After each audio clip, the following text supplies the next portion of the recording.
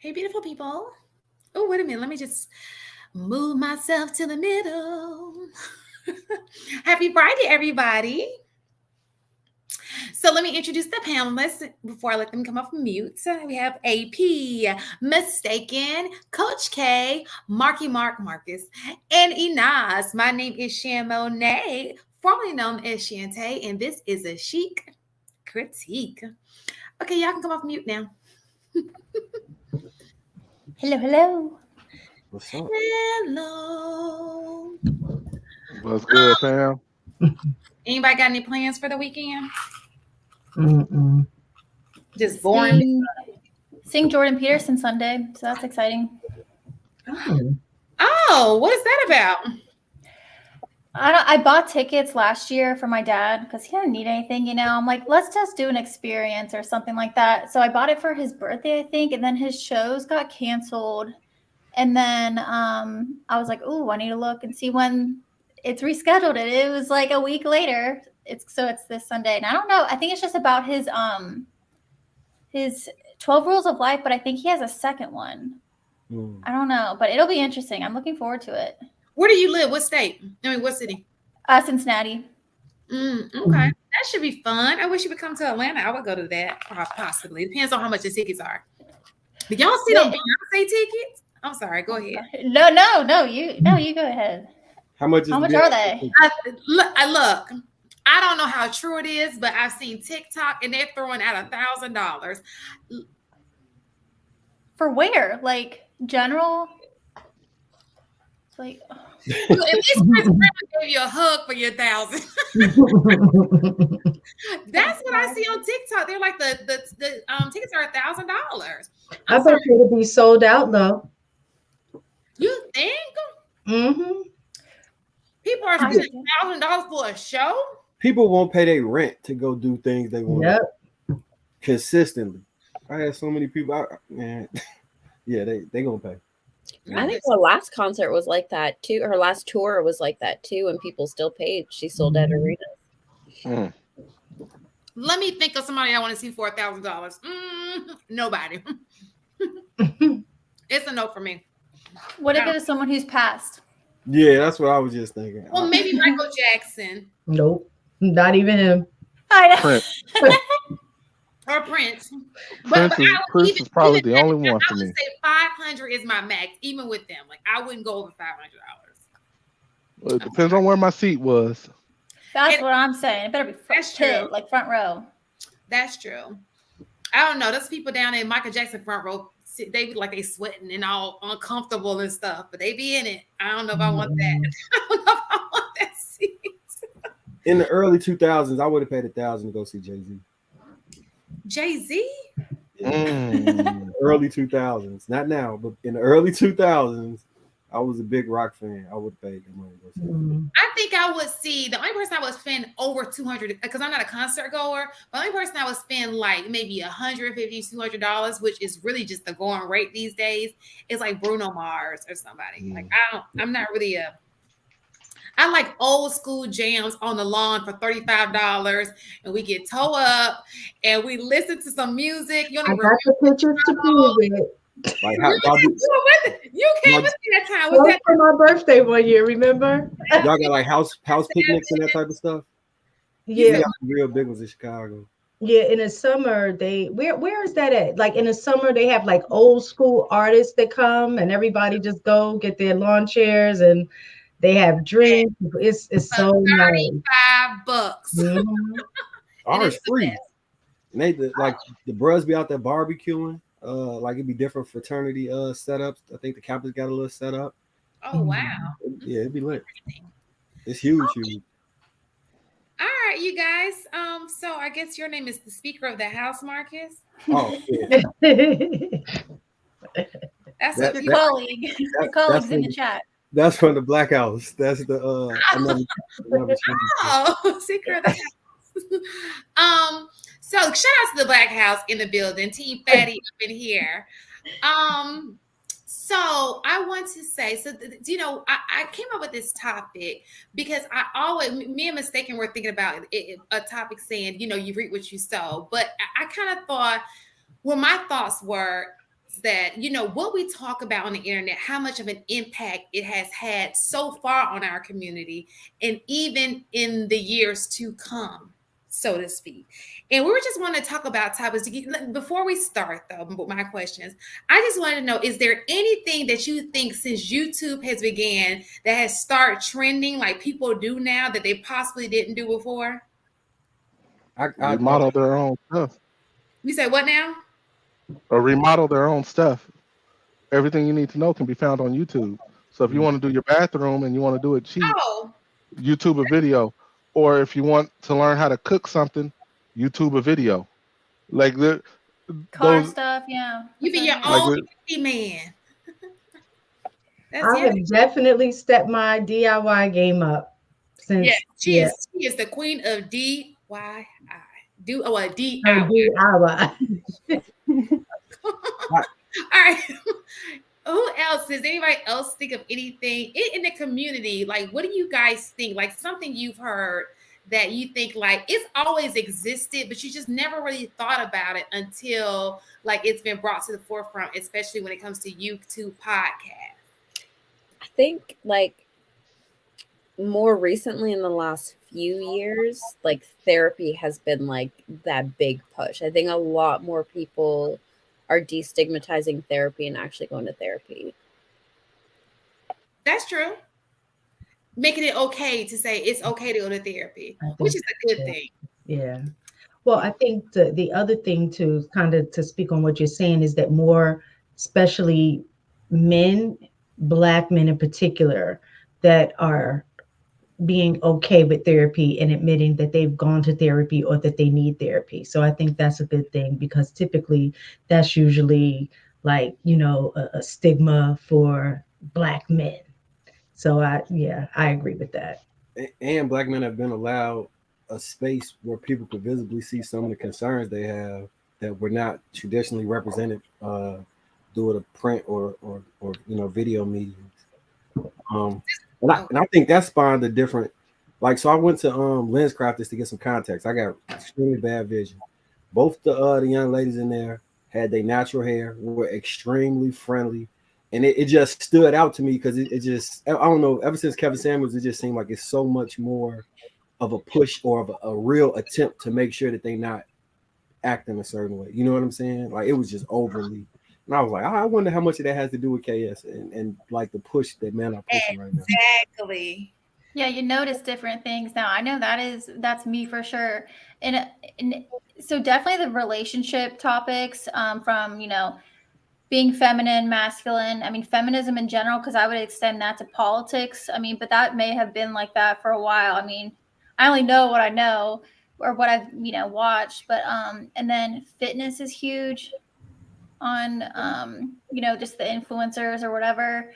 But definitely the relationship stuff, especially Kevin, just now noticing a lot of different things that I wouldn't have noticed before. So, you know, I have to piggyback on that. Kevin Samuels, I mean, even terminology at this point, high value man.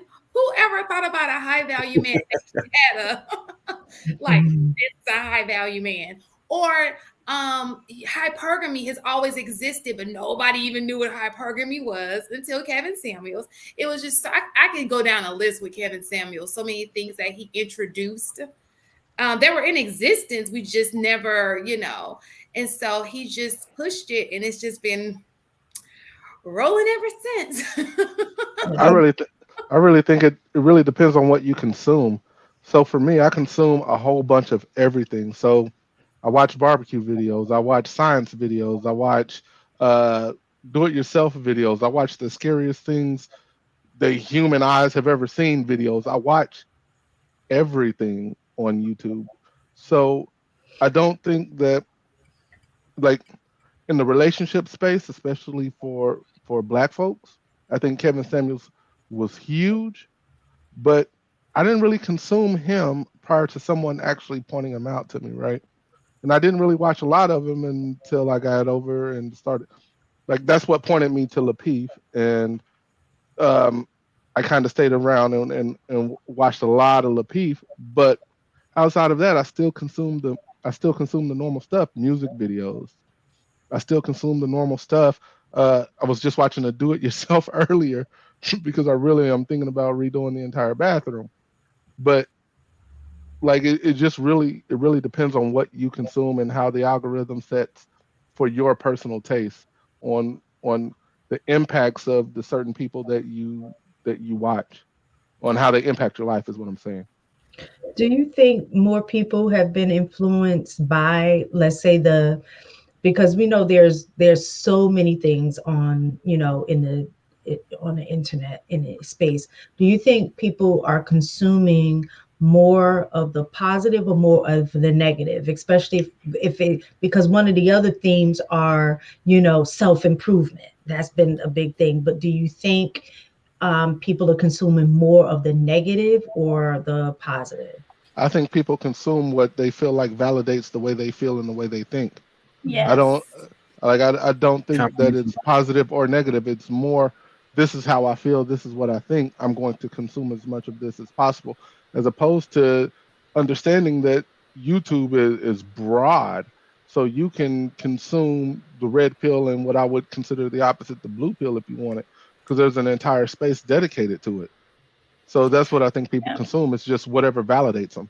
So I think that's how people initially get onto YouTube with it. But I think with the way that algorithms have changed over time, people get stuck in that space. So it starts to become the only thing that you see unless you're actively seeking out other things.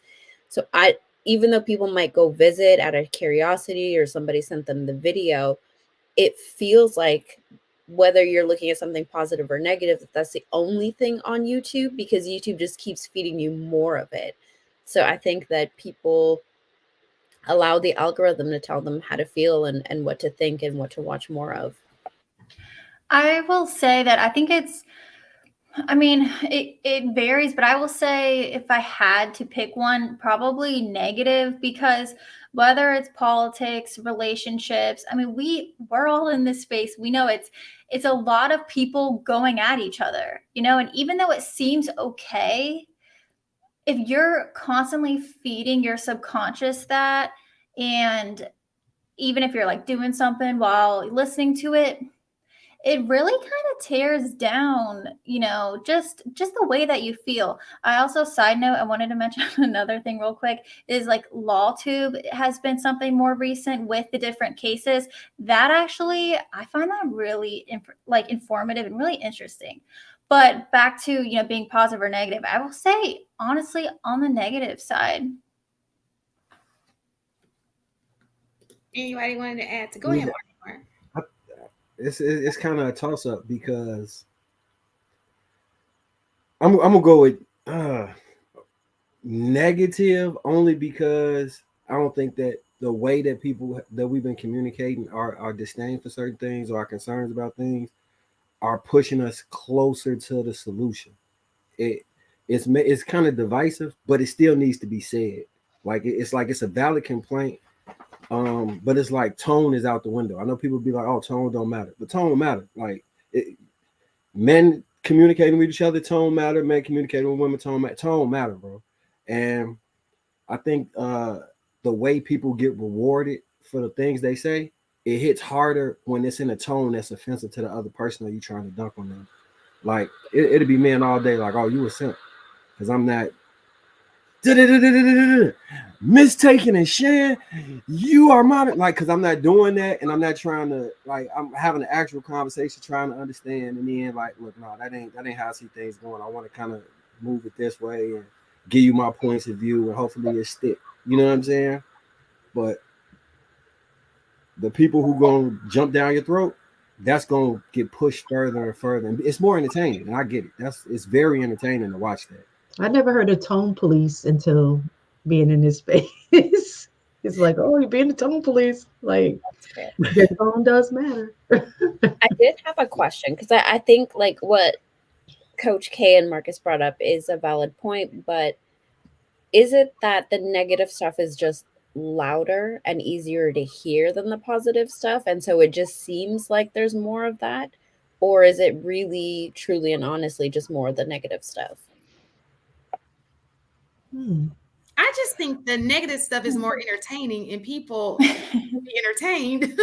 And so why not? I mean, think about it. On a Friday night, you like, it's Friday night, I want to be entertained, so people have a conversation. Why not have conversation about things that are going on right now and be entertained in the process? So of course it's going to bring in more people are going to say what they need to vent, and it ends up just going and going and going. People need somewhere to go when they're bored or their life isn't going right. They want to know that their misery loves company. I'm curious. I'm curious as to what you guys mean by negative, because the truth of the matter is people actually think this stuff. Like, this is the way they think, this is the way they feel. So how can we say that just because the point of view is opposite, that it's negative? Who says that your point of view necessarily is right? So what are we considering negative? I'm just curious. It's based on the impact.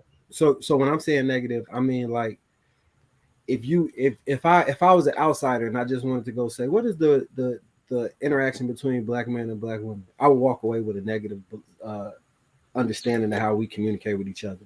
If you look at the chat, it's gonna be like, black men, y'all bullet bags. Black women, y'all responsible for the birth rates in the community, and all of that stuff. It does not present a united front, and it also lends credence to, if somebody wants to paint a narrative and go any type of way, they can grab clips of that and take it in or out of context and spin that completely in an opposing direction and put us at odds with each other permanently. You know what I'm saying? And if you're not in the space and understand how some of this stuff don't affect people the way, if you just walked into this, never having seen any of it, and walked into some of the panels, like, you would be like, what in the world is going on here? This is craziness. Like, and if that is your only understanding, like, you will have a negative negative interpretation of what our culture is like. You know what I'm saying? So to me, that sounds like that's suggesting that people's daily lives and the way people have lived is negative. So a lot of times when we see those interactions between a black man and a black woman, when we see those interactions, oftentimes that's what actually plays out in real life. So it's like, who's to say who was right, who was wrong, what's negative, what's positive? So you could have a woman that completely agrees with the woman point of view on the interaction, and like, oh, she was kind of loud, but it all works out. Oh, he was kind of brash. If it's a man that may agree, like, he was kind of brash, but I completely agree. So what makes the interaction and what we present here on YouTube positive or negative? I believe that maybe cussing each other out, maybe that's negative, because that is. Mm-hmm. But the interaction itself, I don't necessarily believe is negative. It's one's lived perspective. Just my opinion. That's why I'm trying to dive into it. That's valid. So what I'm essentially trying to say is, if you were to say, I'm looking at it as a net positive and net negative. So it's lots of positives that are within that interaction, because you have to have a dialogue between two people, and honesty has to be there. And of course, it might be contentious at points and all of that, right? But it's people that like, it's no reason that men and women should have a gender war. It's the silliest thing ever. Like keep it 100. That's just, we need each other, and that's it. Like, gender war should not exist. And for people to, hopefully don't nobody take none of this stuff off YouTube. You know what I'm saying? But I do know that people what is it? Art imitates life, or life imitates art. Did I say it in the right order? Mm-hmm. And when I say negative, that's what I mean. I wouldn't want to see somebody else at a bus stop like, you stood up too fast when the bus was coming, I'm holding you accountable. Like, no. You know what I'm saying? Like, I wouldn't want to see that interaction occur in everyday society, because for the most part, I see couples that's fighting and that be negative. But a lot of the interactions with black women and black men that I see in passing, they be kind of smooth. Like, it don't be, you know what I'm saying? It's not as contentious as it is on YouTube. It might be somebody that watched this all day angrily and go in the comments and do all that stuff, but in real life, they polite. They're gonna hold the door open. They gonna, you know what I'm saying? The thing that I'm concerned about is, if, especially of the younger generation, because they are more apt to be watching YouTube, and they've just grown up in this space. And I think the older you are, you have a level of discernment, because you've experienced life, you've seen things.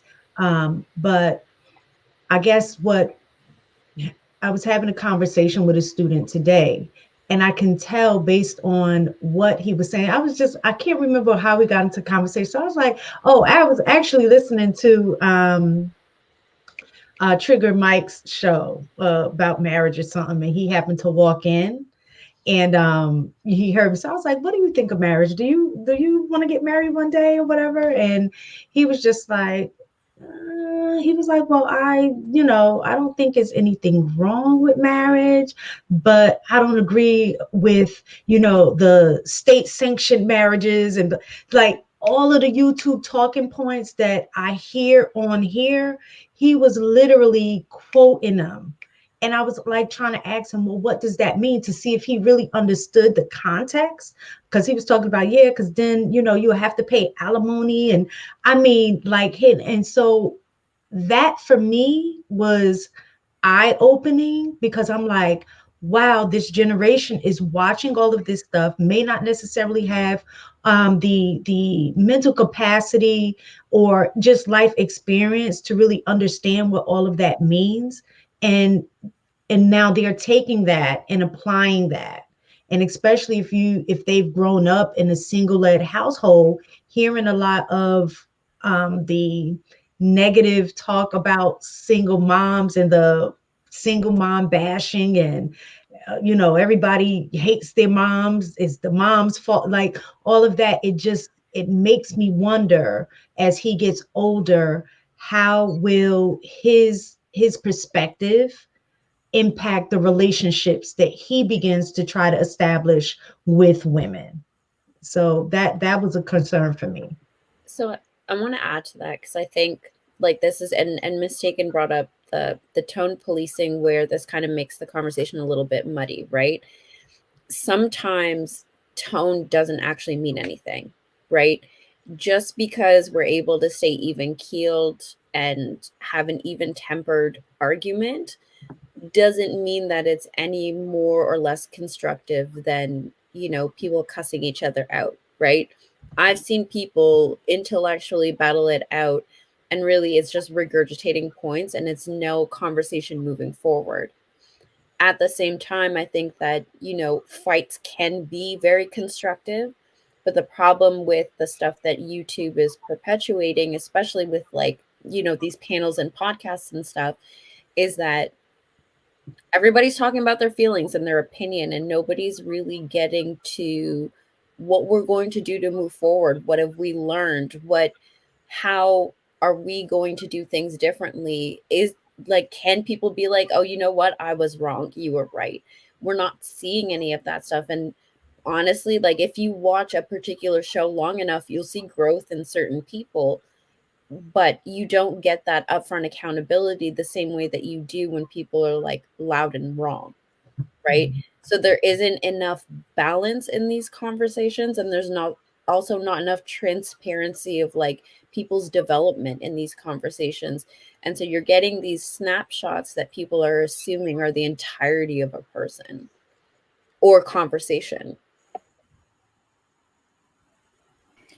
Well, unfortunately, what this comes to is negative and fights and stuff. It gets the views, it gets the clicks. So if you have a channel where you, let's say like JR, for example, if you have a channel and you want to keep bringing in those views, I mean, I would say majority of people, at least people that have a ton of subscribers, like they are bringing in an income and they want to continue to do that. So if something, let's say, two people fighting is going to has had the highest amount of clicks, then they're probably going to have those people on again or something. So it's like, unfortunately, that's just a part of it, for better, for worse. I mean, that's a whole nother rabbit hole, honestly. But I mean, again, it's like, well, and then I'm already wondering, what does constructive, conversations even look like?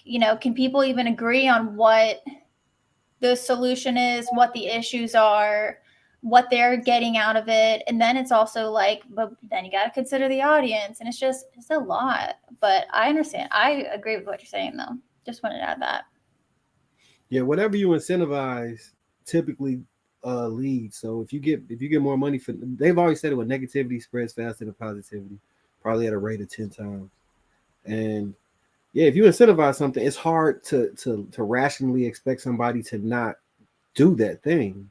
Like, yeah, and negativity is run amok. Like it's always gonna be there. It's like Jerry Springer. Like that show probably was one of the longest running shows on daytime TV. And the problem though is when you desensitize people to what you're doing, you have to up that notch, and then you get to a place of no return, and you've normalized some things that really shouldn't be normal, and the interactions become just crazy. So that's why, because if it was in the adverse and we were normalizing treating each other better, and then the expectations for how we treat each other were raising, then I would be like, oh, it's a positive all across the board. But I haven't seen that yet, and maybe it could come. Maybe there might be a switch that gets flipped, because sometimes you can burn out from certain things. But Well, I think it goes back to what the AP said, too, is it's about being intentional in what you choose to watch. So I know, like a lot of times watching some of these, the YouTube shows, like it is interesting. I like to hear points, but I go in with the mindset of truly being open and trying to listen to both sides. And I don't think everyone necessarily does that. And then when you keep feeding into, like what he was saying, you typically listen to what you already feel, to listen to things that's going to validate those feelings, and then you continually watch it. So sometimes I have to be intentional, where I will stop watching this and specifically go to somewhere where I know I can hear something that I can apply to my life so I can grow. Like one of the ones that I do like to listen to is my Dear Future Wifey. I don't know if y'all watch that one, but I do like listening to that podcast because it does focus on marriage and relationships and things like that.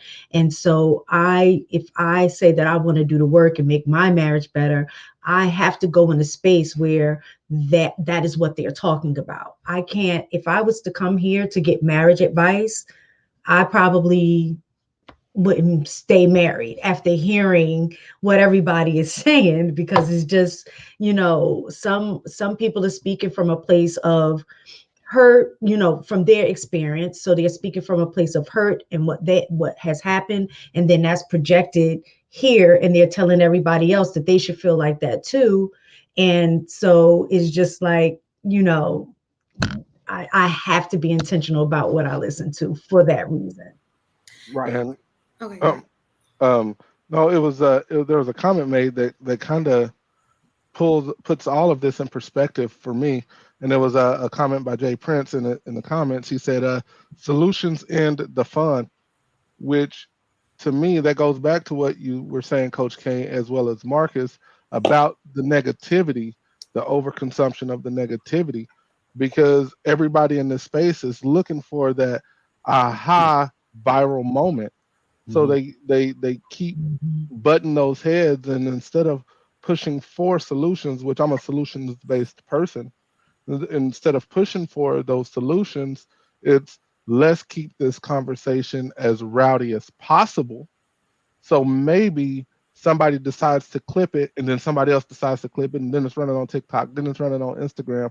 And I think that social media itself actually plays, like, broader than just YouTube. I think it all kind of plays a part in feeding the negativity. And that was just something that I didn't consider until he actually made that comment, which makes sense to me.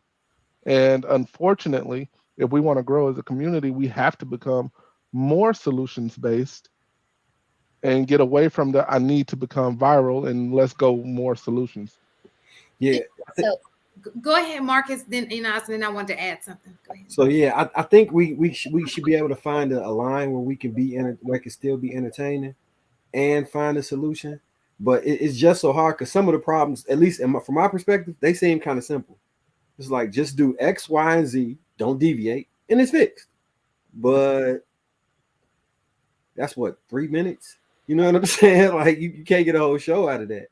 Like vet appropriately. Here's the steps. Follow A, B, C. And like you could break all this stuff down. I think people make things more difficult than they need to be. So I don't necessarily agree with that, because I think real life is just a little bit more complicated than that. Because we could always say, vet this way, but everybody comes with their own baggage, and can't necessarily, or needs time to practice that, and will make like mistakes along the way, right? So yeah, of course you could but like my thing is like, people who are doing this stuff should no longer be called content creators, because if you're a creative, then you're going to find ways to make solutions fun, right? Like that, if you're going to be that person who's going to put stuff out instead of replicating what already exists, why can't we find a fun way to deal with solutions? Why can't we find a fun way to try out different solutions to find out what works? Because at this point, we're not getting to the solution. So we don't know if the solution actually works, because we're still caught up in the arguing phase, right? So if people really want to call themselves content creators, let's be really creative about what the solution looks like. And then we can have a conversation on whether solutions are fun or not.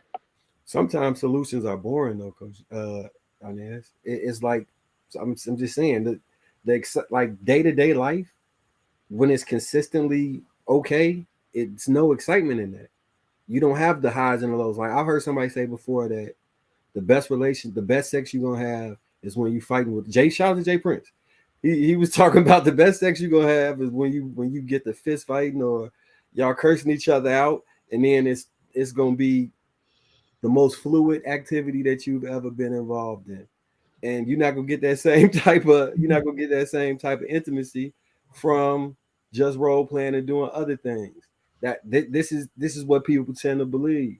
And I can see how a roller coaster of emotions can have that type of effect on you.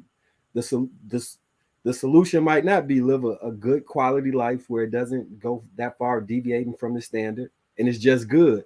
But people want these highs and lows. Like it's like a heroin high. You be chasing the high.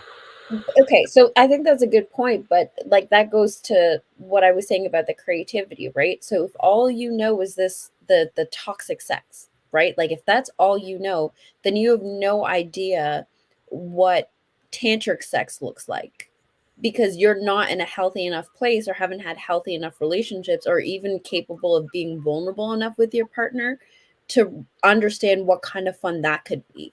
You don't understand like other ways of like bringing excitement into a relationship that aren't detrimental to the people in the relationship.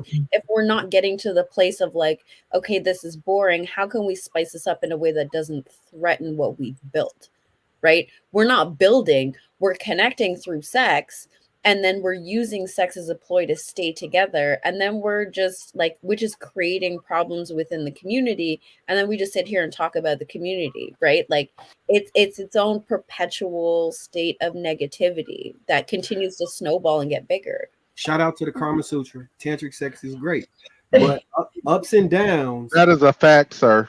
But ups and downs that exist is for a reason. Some people like downer drugs. Some people like upper drugs. The tantric sex and the positivity is just uppers. So the wide gambit of emotions that people want to run through, you can't run through all of them if you don't have that toxicity. Because sometimes people just want to cry. They want a good cry. I'm not one of those people, but it's people who actually want that. Some people, it's like watching horror movies. You want to be scared. So they can run the full gambit of all the emotions by doing all of that toxicity.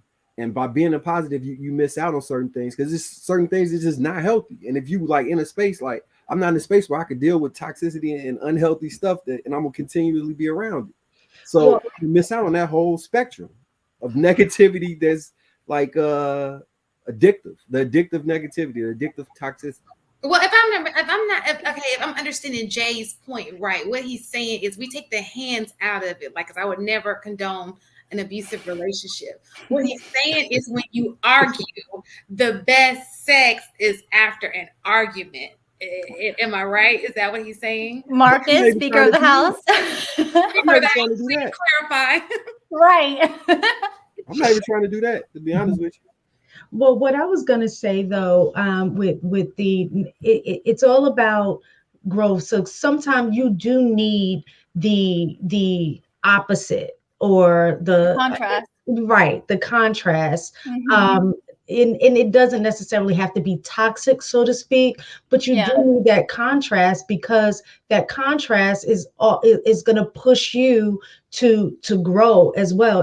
If you're always on this and you never get that contrast, you don't learn how to develop certain skills, or when you're faced with opposition, how do you handle those things? So I do think sometimes the negative is not, it's needed.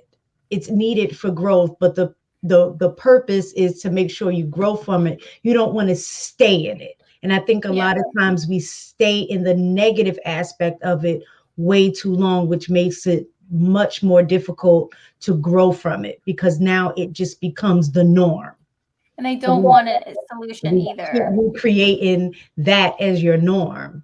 Yeah. Well, some people don't even agree with the solution, though. Sometimes you guys put out a solution and they don't. Yeah. Well, they don't even agree with the problem too. But I think that's a great point, Miss Taken. I was going to say, I have that in my notes. Like, not everything has to be positive. I don't want to take this a whole, that direction, because I know you were going to say something, Shan. But something I wanted to say too is, if someone is like talking on, let's say, whatever's toxic, because sometimes people overuse that word too, and that's really irritating, because then nothing's toxic if everything's toxic. But it's like, but then that's because, of course, there are going to be those toxic channels, toxic panels and shows. But then that's like when it's really important that other people, whether they get visibility or whatever, they can bring in an alternative perspective that's actually helpful, actually constructive. And that's what's needed. But like, maybe those people might not get, and I don't know for sure, but they might not get the attention they deserve if it wasn't for this toxic thing. I don't know. It just depends. I mean, this goes across so many different facets of life, but yeah. Well, go ahead, Shan. Oh no, I was gonna ask another question, but go ahead if you have to add to this one. See, that's the problem with you women. Y'all don't got no broom in y'all hands. Y'all, you know what? Y'all shouldn't even be on YouTube right now. That's funny. Look down when you see a player. You see me? Look down when you see a player. That's what I'm saying. Now, I can't even be serious doing this. Do women really want women like that, though? Let's just be honest. What's that? Fighting with them? Yeah. Fighting or wholly submissive to where they don't have an opinion. Submissive to where they don't have an opinion. There will be some guys that want that. I think that's a minority of guys. I don't think most guys want that. I think that we want submission, but I don't think that we don't want you to have a brain. That's insane to me, because the balance to the yin is the yang, and you kind of gotta have that to have a healthy relationship, in my opinion. So yeah, I mean, I think some guys want it. I think there are some that's like, if you don't. It's everything I say my way or the highway. Like there's you can't argue that. There are some guys that are that way, but I don't think that's the majority of guys. No. Do you think that people? Well, I had another question first, but I'm gonna ask this question. Do you think the problem is all about? I think somebody mentioned this about the clicks, all about the money, and people are just gonna forever be chasing a dollar. Oh, I got the most likes on this. Let me keep that going. So they don't care about anything else, even if they don't believe it themselves. They just keep it going because it brings in. My personal thought is I think that there are a lot of shows that way. But the one thing I really enjoy about the Lapeef Network is I think there's a show created for that, but most of the shows on the network are solutions based. Let's have real conversations, and let's move this thing forward for a solution. Now, again, there's a show or two where it's all about let's see how much. Well, we know how far we can push it, right? But that's the most important show. People will tell you that that's the only show that really matters. They'll be like, "Oh, you're not on the real show." That is crazy. That's true. That is true. Like, you're not on the real show. We've all been invited to the real show, but no, no. This for everybody. It's not a space for everybody. For me, this show, and I actually really enjoy King's Talk when it's civil and under control. But the shows where people are allowed to speak, say what they need to say, And even Trigger Mike's show, midday so far every day during Like the week, my show, yeah. you're given the opportunity to speak, but it is, hey, validate, substantiate your argument. Like we're gonna dive into it, speak, and let's go ahead and substantiate it and have the conversations around it. And again, but I don't think that there are enough of those shows. Most of them, I think, want the clicks. They want the clicks. I think most of them want the clicks. Not to suggest, Killer Mike, Trigger Mike doesn't want the clicks. So I'm sure he does.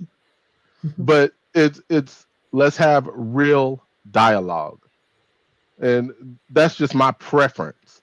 That's I my must say, Trigger Mike, I'm really feeling your show. Miss I like Megan and I it. were talking Well, about thank that. you. We was like, Yes.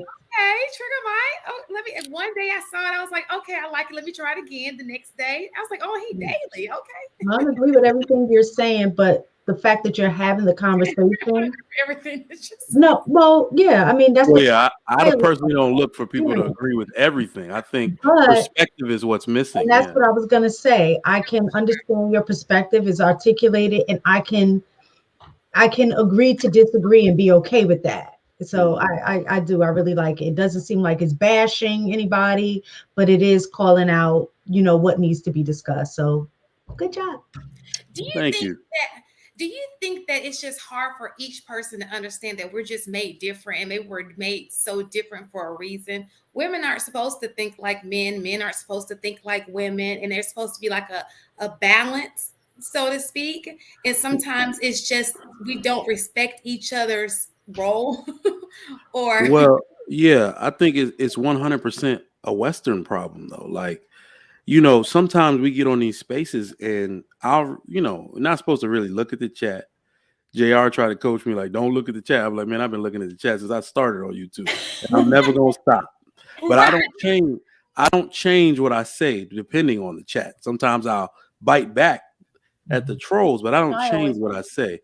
And the one thing I feel that's missing, where was I going with this?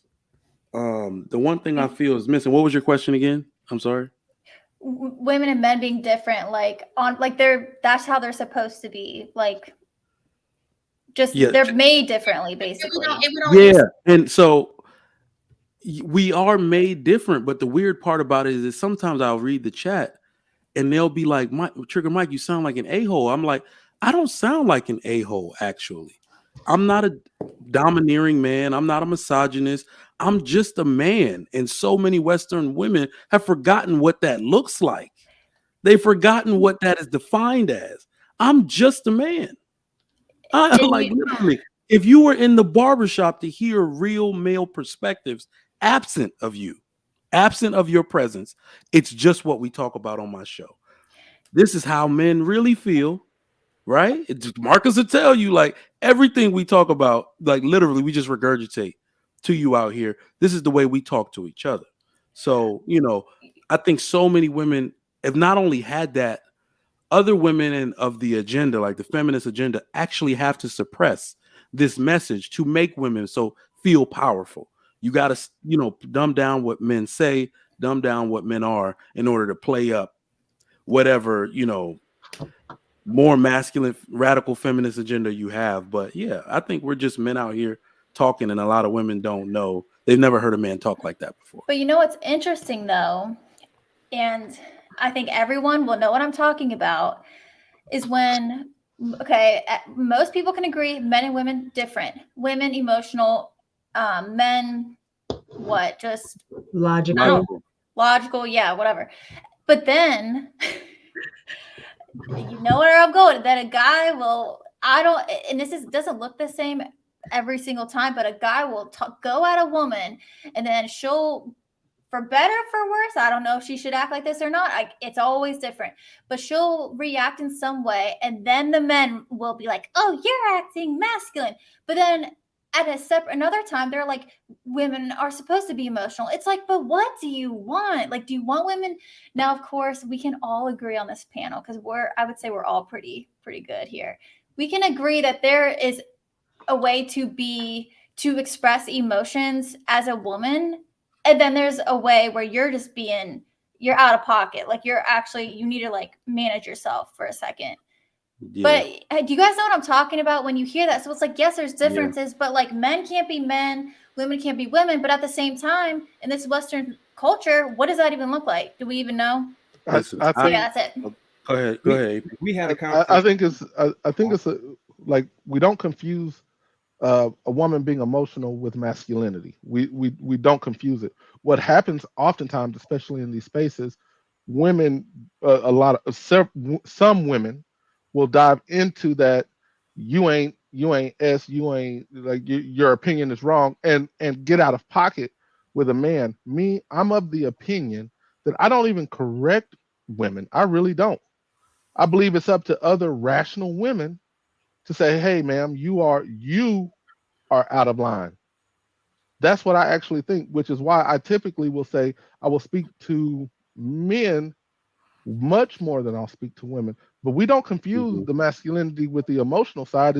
It's when it's like, for example, on both Thursday and Wednesday night panels, I saw women that took that emotion, heightened it, and basically said, "Shut the fuck up. It doesn't matter what you think." That's when you're jumping into that masculine side, because typically we men, I could tell Trigger Mike he's an idiot and this is why, and I could say it just, I would say the why, and he would understand. I'm not necessarily getting out of like I'm not getting emotional with him. This is how we talk. We're very direct, we're very blunt, we say what we have to say, and we move forward. And when a woman does that, when you add that into the emotion, it's quite masculine, to be honest, because you can be emotional without the I would AP. I would Go also say I don't think a lot of the men have a negative response to it. I think it's a natural response. Here's why. Because you're right. Women can't be masculine, but they act masculine. And the one thing that people really need to realize is we force weird standards on men, because they'll be like, "Oh, you're supposed to behave better when a woman does that." No, you're not. Because how do men behave when they're postured by other men? We say, "You ready to go? What's up?" If you're going to take it there, we're there. Women have a very bad habit of posturing men. Don't posture me like a man. Don't raise your voice. Do you not understand? It's so normal in Western society that you go abroad, you go anywhere. When a woman talks to a man, she puts her hands together in like a hi, welcome. You see what I'm saying? She will never raise your voice at you, because to them that is known as posturing a man. But so I if think it's we're a completely acting natural in response. if we're talking about normal reaction to certain things, women posture women as well. That's So, cool. but what I'm saying is it's a reaction to what is being said or done. It doesn't matter who is coming from. So you're going to have a reaction if another man speaks to you out of tone or say the wrong words. A woman is going to react to a woman if she's out of tone, saying the wrong words. So if a man is talking to a woman out of tone or saying the wrong words, or vice versa, I think it's a natural human reaction to respond to that. And so when we're telling women, you stay in your frame, you stay in your femininity. Yep. My thing is that as a man, if you're the lead, then you need to exhibit that behavior when you're talking to your woman. So you should remain as a gentleman when you're speaking to her, because a woman typically will react. Like you raise her voice, her voice is gonna raise. Yeah, It's just a normal reaction. let me rebut that real quick. So I'm not gonna disagree with you at all. But there's a lot to unlearn in this society. But you did kind of make a misstep. You said a woman is going to react. You should never ever step out of your femininity.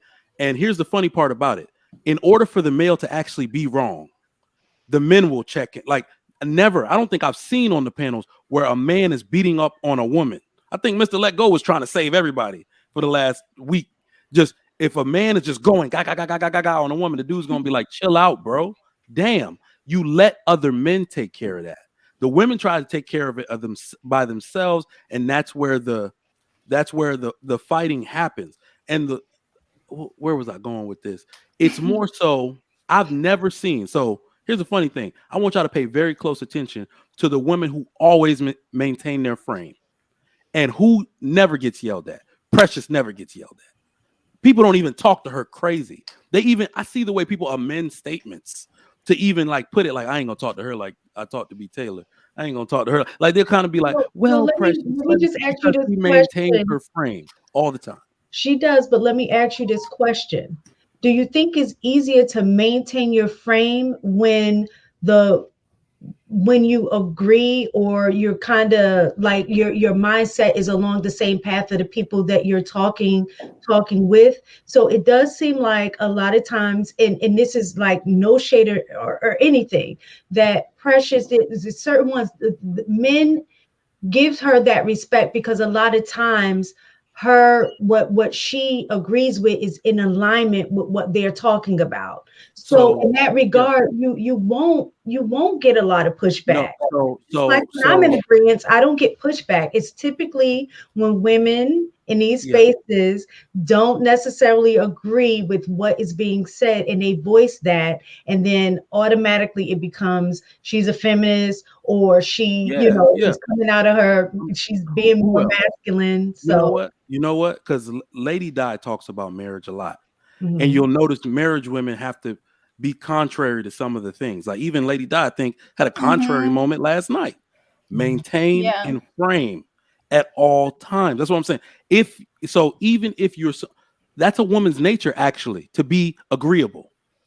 You see what I'm saying? So even if you don't agree, there is a way to do it within your feminine frame to where the men will just kind of like, you just see when a woman like gives a good answer, smiles after, the men are, even if they disagree, kind of like, well, I'll sit with that. We got examples of that on the panel, bro. Like when Inez and Coyote got into it, she was feminine the entire time. It was not a moment where I was like, yeah, she acting like a man, bro.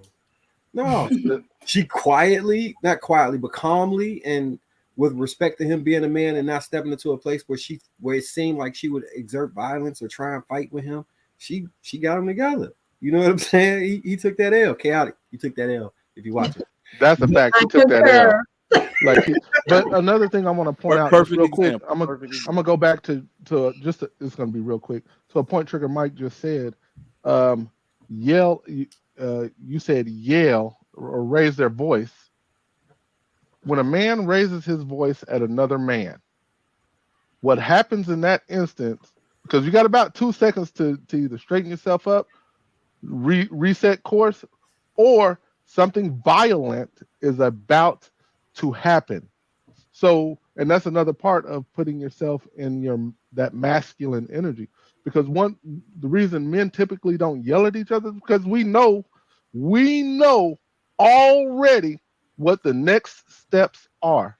And women don't fully understand that you have now, as Mike TM just said, postured, and it's about to go down.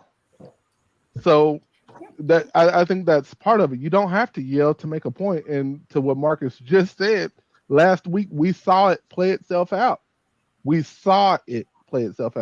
And even before, I've had disagreements with Inaz as well as you, Miss Taken. Neither one of you raised your voice. I didn't raise my voice. We had a civil debate or disagreement, and I think that's part of it. And I think more women need to understand that. I just want to say 2 things. So it's like something that drives me crazy just as a viewer, but it's like when people are talking over each other deliberately, like you can tell when someone else is talking, and it's like, and this, I don't care what gender it is. It's like, it's terrible, it's terrible to hear and view as, a viewer, but also if you're trying to get your point across or be heard, like this isn't the way to do it. And to kind of go back to, I don't remember who was talking, maybe Mistaken and Trigger Mike, but I think not only, it's debatable who should hold who accountable, whatever. That's already getting so old hearing it in this space. But I think women, I'm going to speak for women, but men too, but definitely women, you need to hold yourself accountable. Like, you need to know when you're out of frame, when you're acting, like when you're kind of throwing a tantrum. Like, you need to be able to hold yourself accountable, whether you're watching these shows back, whether, someone might tell you, but it's like, I mean, at least someone should probably tell you, maybe like outside of this. I mean, I'm just imagining like sports and stuff, like you might have a talk with a coach, like afterwards, whatever. But people really need to start holding themselves accountable. We're all adults here.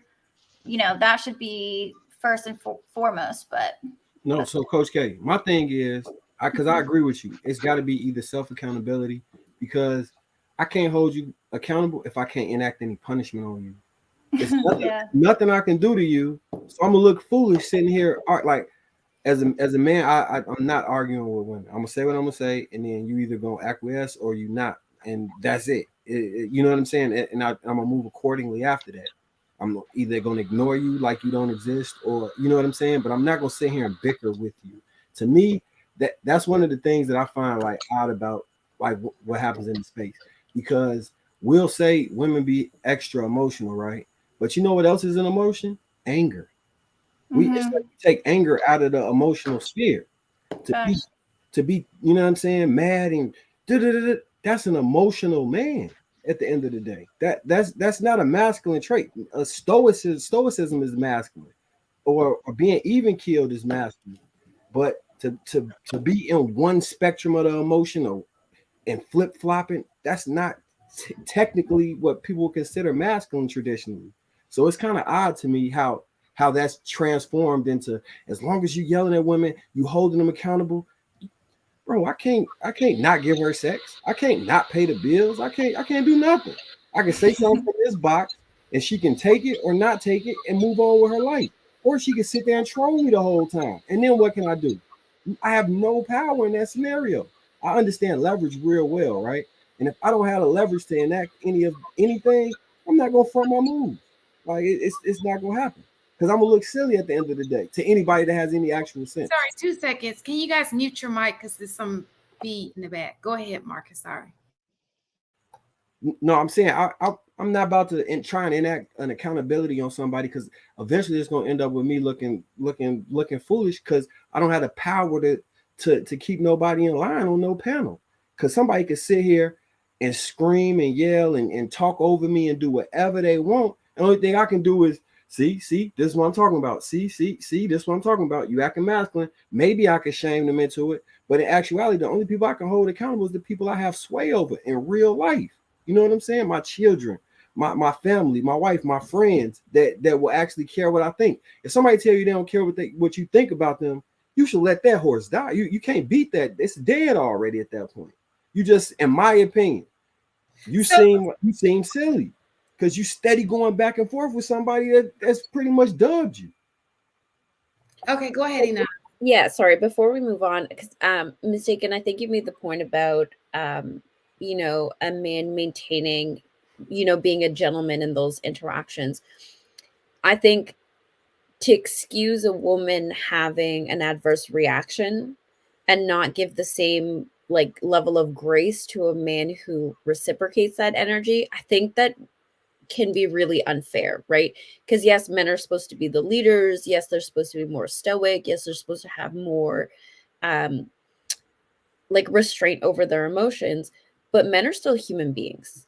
That man could have had a bad day. That man could have just like, that's his trauma response to being yelled at. Like there's so many other factors that like we just expect men to be a certain way, and women are allowed to have grace to make mistakes, and men don't get that same entitlement specifically in those situations. I think in some situations, like yes, there should be a little less wiggle room, but in something like that, like we have no idea why that person is why that man is reacting to that woman the way that he is, right? So I think in order for it to be constructive, everybody needs to just not do that to each other, right? It's not just that was the point that I was trying to get to. And so I totally agree with you. That was the point that I was trying to make, is that when men are telling women you need to stay in your frame and stay in your femininity all the time, Yeah. I was speaking from a point of them not being a gentleman when they're creating an environment in which could potentially have a woman come out her frame. Like you said, everyone is human. So what I'm saying, what I was trying to get at is that he needs to act like a gentleman and she needs to stay in her frame. If that happens, then both parties will be able to kind of have the conversation that they need in order to, get to the solution or iron out any issues that led to the disagreement to begin with. But if he mostly with women, and if a man says something in the wrong tone or comes out of line or say something that she's going to take offensively, he's raising his voice, she's a lot of times she will match that energy. And what I'm saying is, if he's staying in as a gentleman and modeling that behavior, then 9 times out of 10 the woman is going to respond to that as well. Let me say this. So you use the word gentleman a lot. Mm-hmm. You got to understand, historically, gentlemen were taught to be gentlemen. You see what I'm saying? It is a learned behavior to go beyond, above and beyond for women in a more regal type way. Opening doors, all of that is taught. That is not natural. Now let's walk it back to the nature of men and women. I believe that being, noble, or being, helpful and chivalrous to women, more so applies to the way we behave with each other before a reaction can occur. I believe it is 100% natural for men to react the way they react sometimes. It is because nobody ever made an allotment for women to start disrespecting men and posturing men in this way. And that is historically true. Let me prove it. They used to kill women that used to act like this. They would not let them live in your society. They would throw them off a cliff. Women used to have one simple standard in family. Men used to be able to bet that if they went to a certain village and got a woman to marry, she had certain behaviors, period. She could cook, clean, rear children. That's it. She would never raise her voice because, like you said, our measuring stick is the way we treat each other. If we don't yell at each other, why would a woman ever yell at us? If I just have a moment of weakness and I raise my voice at Marcus, he tall as hell and he slapped the dog shit out of me. You think I'm gonna say, why did you do that? Nah, I raised my voice. You literally gonna want to fight. You're gonna have your hand on your head, but when you sit down and calm down and that adrenaline calm down, like, why did I yell at that dude? That was embarrassing because I knew what was about to pop off. No one in the world, abroad or anywhere, can understand why Western women keep posturing men. It's like, girl, do you want to die? But we keep seeing it in these spaces. So I have go ahead, AP. I just had a question for the ladies because this is something that I don't see in these. Separate question. No, I mean I can. That's why I was saying I can wait on yours because I'm sure. Go ahead. Ask your question. Go ahead. What I see in these spaces is I never see women correct, not necessarily correct, but call out the behavior of the woman that is out of line. I hardly ever see it. I hardly ever, almost security never boss. see it. Oh my gosh, she called it out the other day, and I'm gonna name names. Sorry, go ahead. No, that's fine. And I've seen security boss get double team, triple team sometimes, and that's why I say hardly ever because I've seen it. But why do we oftentimes see? Because men are going to sit back and let the women go at it. That's what we're going to do. Unless it gets too far to where we have to just rein it back in. Why don't we see enough women saying, "Hey, yo, you're kind of out of line. Like you can make a point without yelling." And we men, I've seen men do it. We will do it. We'll say, "Hey, you kind of loud. Bring it in. Why don't more women on these panels do that? Is it for the clicks, or are they just like, you know what? Not my problem? Well, I know that Mistaken and I did it on my show before. Obviously we did it off on. I think that we had a conversation before we got on the show. We let it very known that we will correct your behavior. There were things we did not agree on, and we did that on the show. The problem is, I guess the way we do it is a little different. I'm not going to disrespect somebody, but I will call you out and say, hey, you were wrong with that. That, you know, I'm going to talk to you like I talk to anybody else. I'm not going to be like, girl, stop. You know, I'm just going to politely say, I don't agree with you on that one. That was, do you remember what I'm talking about? Mistaken. I didn't want to call any names, but we were actually on a show and that took place. So I don't know. So I think it just doesn't happen the way I think you want it to happen. So I think that's part of it. And drama. I think the other part of it is, and Coach Cation and Mistaken can correct me if I'm wrong, a lot of times the women who move like that are not going to listen. And so a lot of time it's about just saving your breath because you don't also want to get cussed out in the process. Women who tend to be that type of combative are like that with everybody and not just men. Facts. What do you think? Which is my Just point. like- That's back to that masculine space that we were talking about. Well, but That's what we were talking about. So I can definitely see that Inaz wouldn't do it. Coach K, yeah, no woman on this panel would do it for that reason Inaz just stated. And I can tell we've had multiple conversations where you're just going to rest in your femininity because you're like, she's lost. She's a lost one. I've literally watched a bunch of people like, ain't no saving her. So I can believe y'all when y'all say it. But there's another small group of women that because there ain't no sisterhood. We know that. It's a lie. It's a facade. The only time they're united is in their resistance against men. So you could see it in some people's face. We read facial expressions all day. They disagree like a mug. But for this particular thing, I can't go against her because the men gonna win. That's why they don't do it. Not y'all. Not y'all. I told you. I don't agree because Inaz, she's really good with, No. Y'all don't do it. No, understand. Y'all don't do it.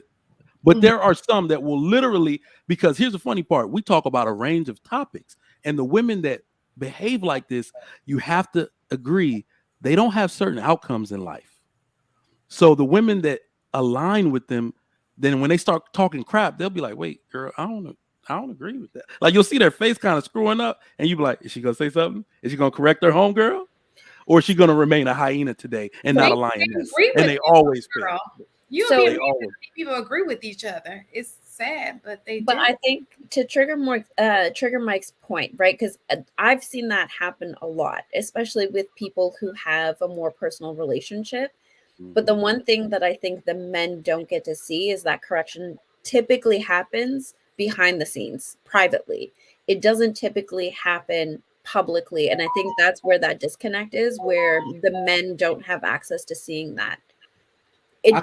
They don't always listen, but it does tend to happen more privately. And I think I was going to say we don't see the change afterwards because they typically sometimes you can't change people. Right. That was what I was saying. But one other thing though, I think as a man or as a leader, right? I believe that leadership is a burden and effective communication to the person you're trying to give instruction to is a paramount, right? So it's certain ways that you come at people, especially if you know that they extremely combative, in order to convey a message that's going to either provoke or antagonize or create a issue within that person. And in the space particularly, it's a plus because it's great entertainment. But in real life, if you want to talk to people, you're gonna have to find a medium to speak to them in which they can interpret your message and understand what you're saying, so they can act accordingly, and everything you're saying can be followed to the to the letter. But I think when I said negative earlier, that's really what I was speaking to, because I think that men are learning a way to communicate with women that's going to be supremely ineffective for anything in their life outside of being on YouTube.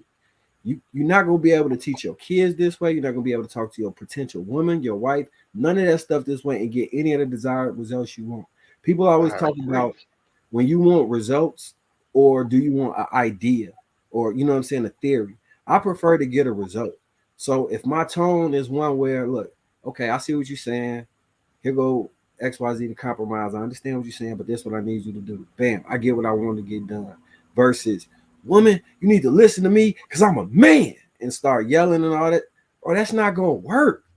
Like, I get Fresh and Fit makes lots of money doing it, but that shit ain't gonna work in real life. Like, you're not gonna be able to just say whatever you want, yelling and screaming, or I'm gonna Frank Castle you. It's not gonna work, bro. Like, if you want like an effective way to do, back to the initial point about boring solutions, or you just no, baby, check it out. Now, when you were saying XYZ, this was the problem right here. And because of that, we can't get to this point. And since we can't get to this point, we can't go no further. So what I need you to understand is you just can't be loud talking to people in public.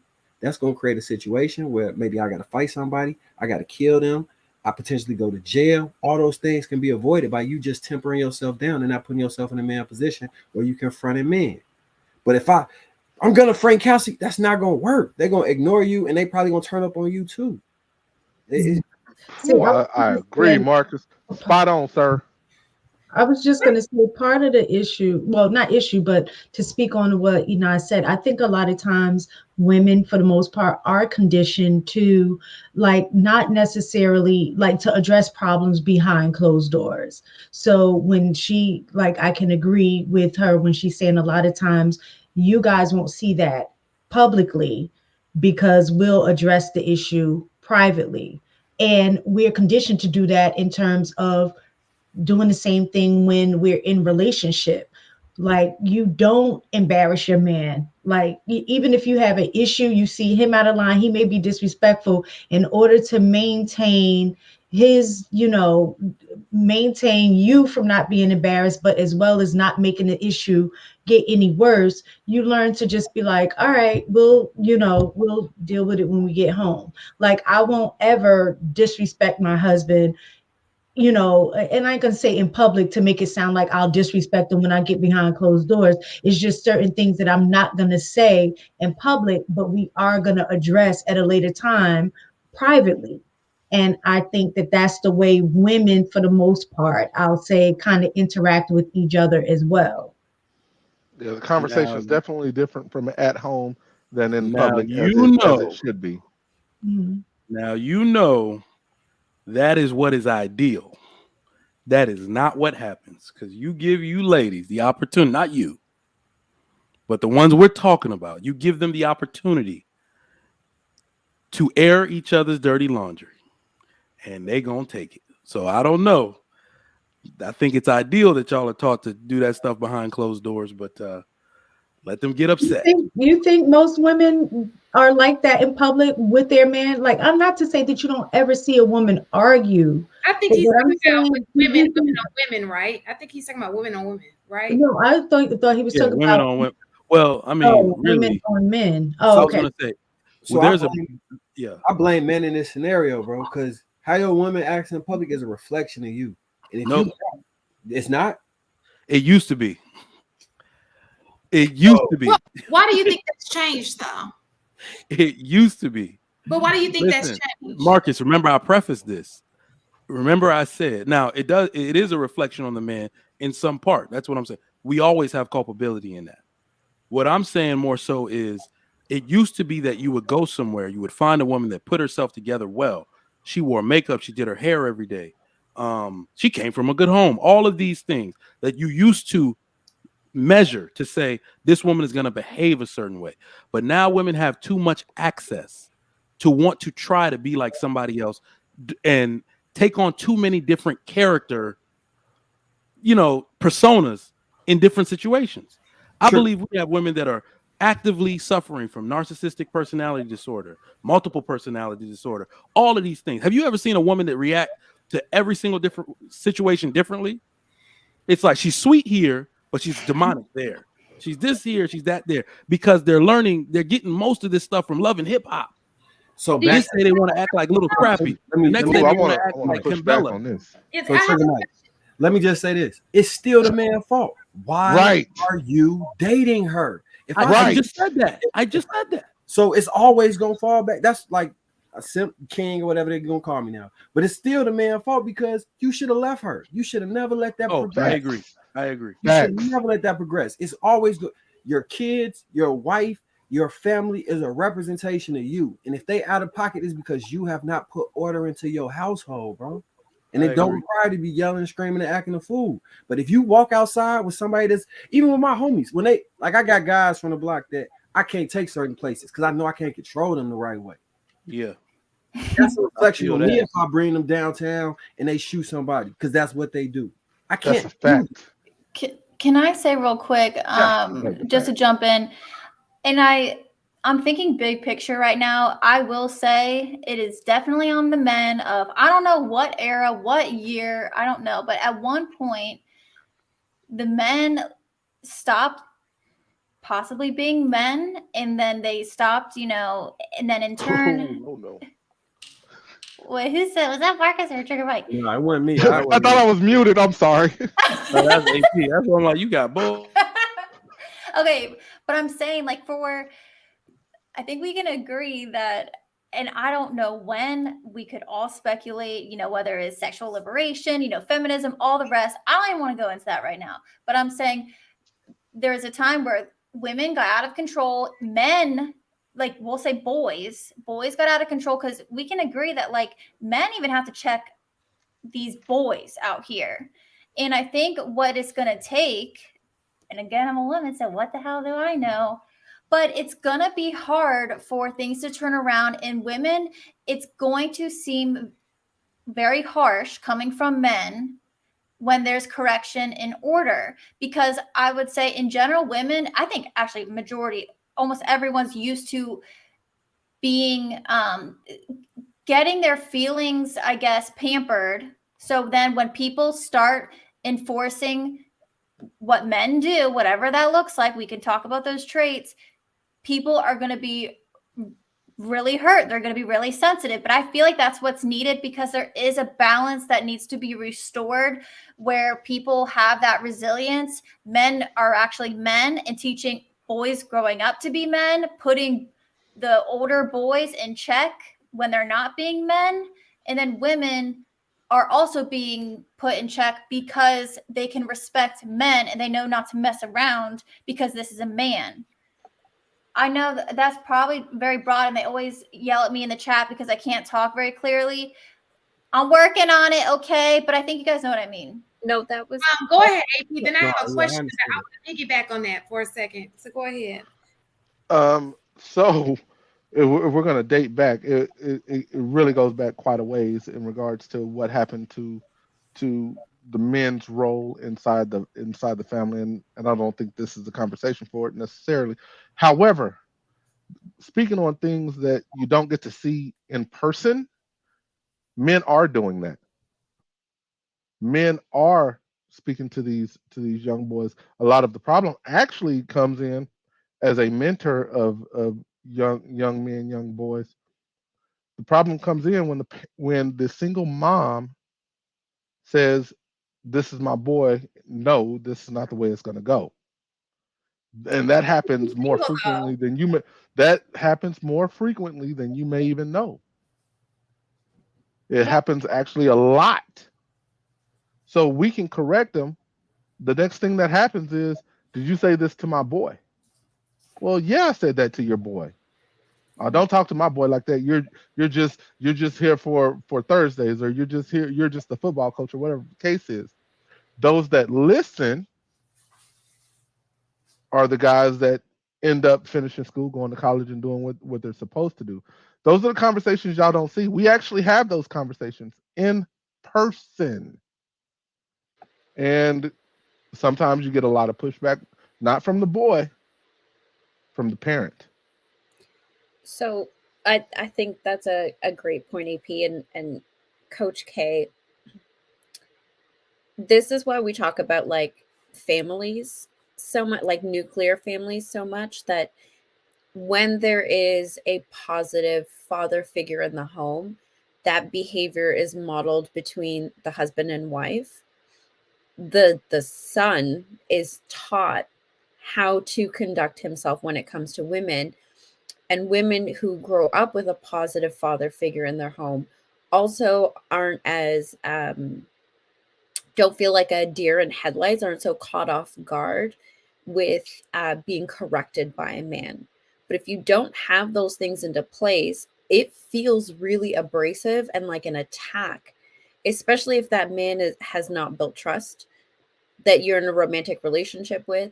If that man, if this is your first time coming across somebody who will not tolerate inappropriate behavior, if you have not had to go through that growing up, it's jarring. And I think that's a big part of why people why some women kind of react the way that they do. But I do also want to say this, because I think you made the comment about I guess the women's feelings being coddled in those situations. I think it's actually quite both parties, but yeah, go ahead. Yeah, so I think it's actually quite the opposite, right?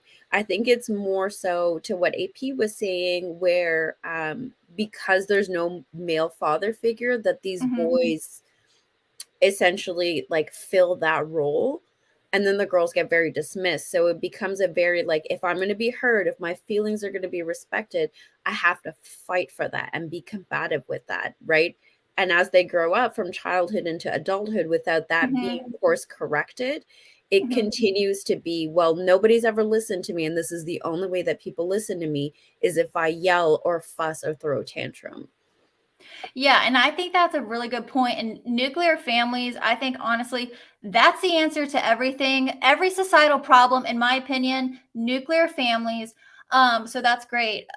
100% agree on that. I guess the only thing, actually, I don't even think it's necessary for to push back. I guess I'm saying, like, anytime you even disagree, again, this goes for both genders. If you disagree with someone, even their political beliefs, they want to go off on you. Like, they're, there's those microaggressions or whatever. I think that word actually has now kind of phased out.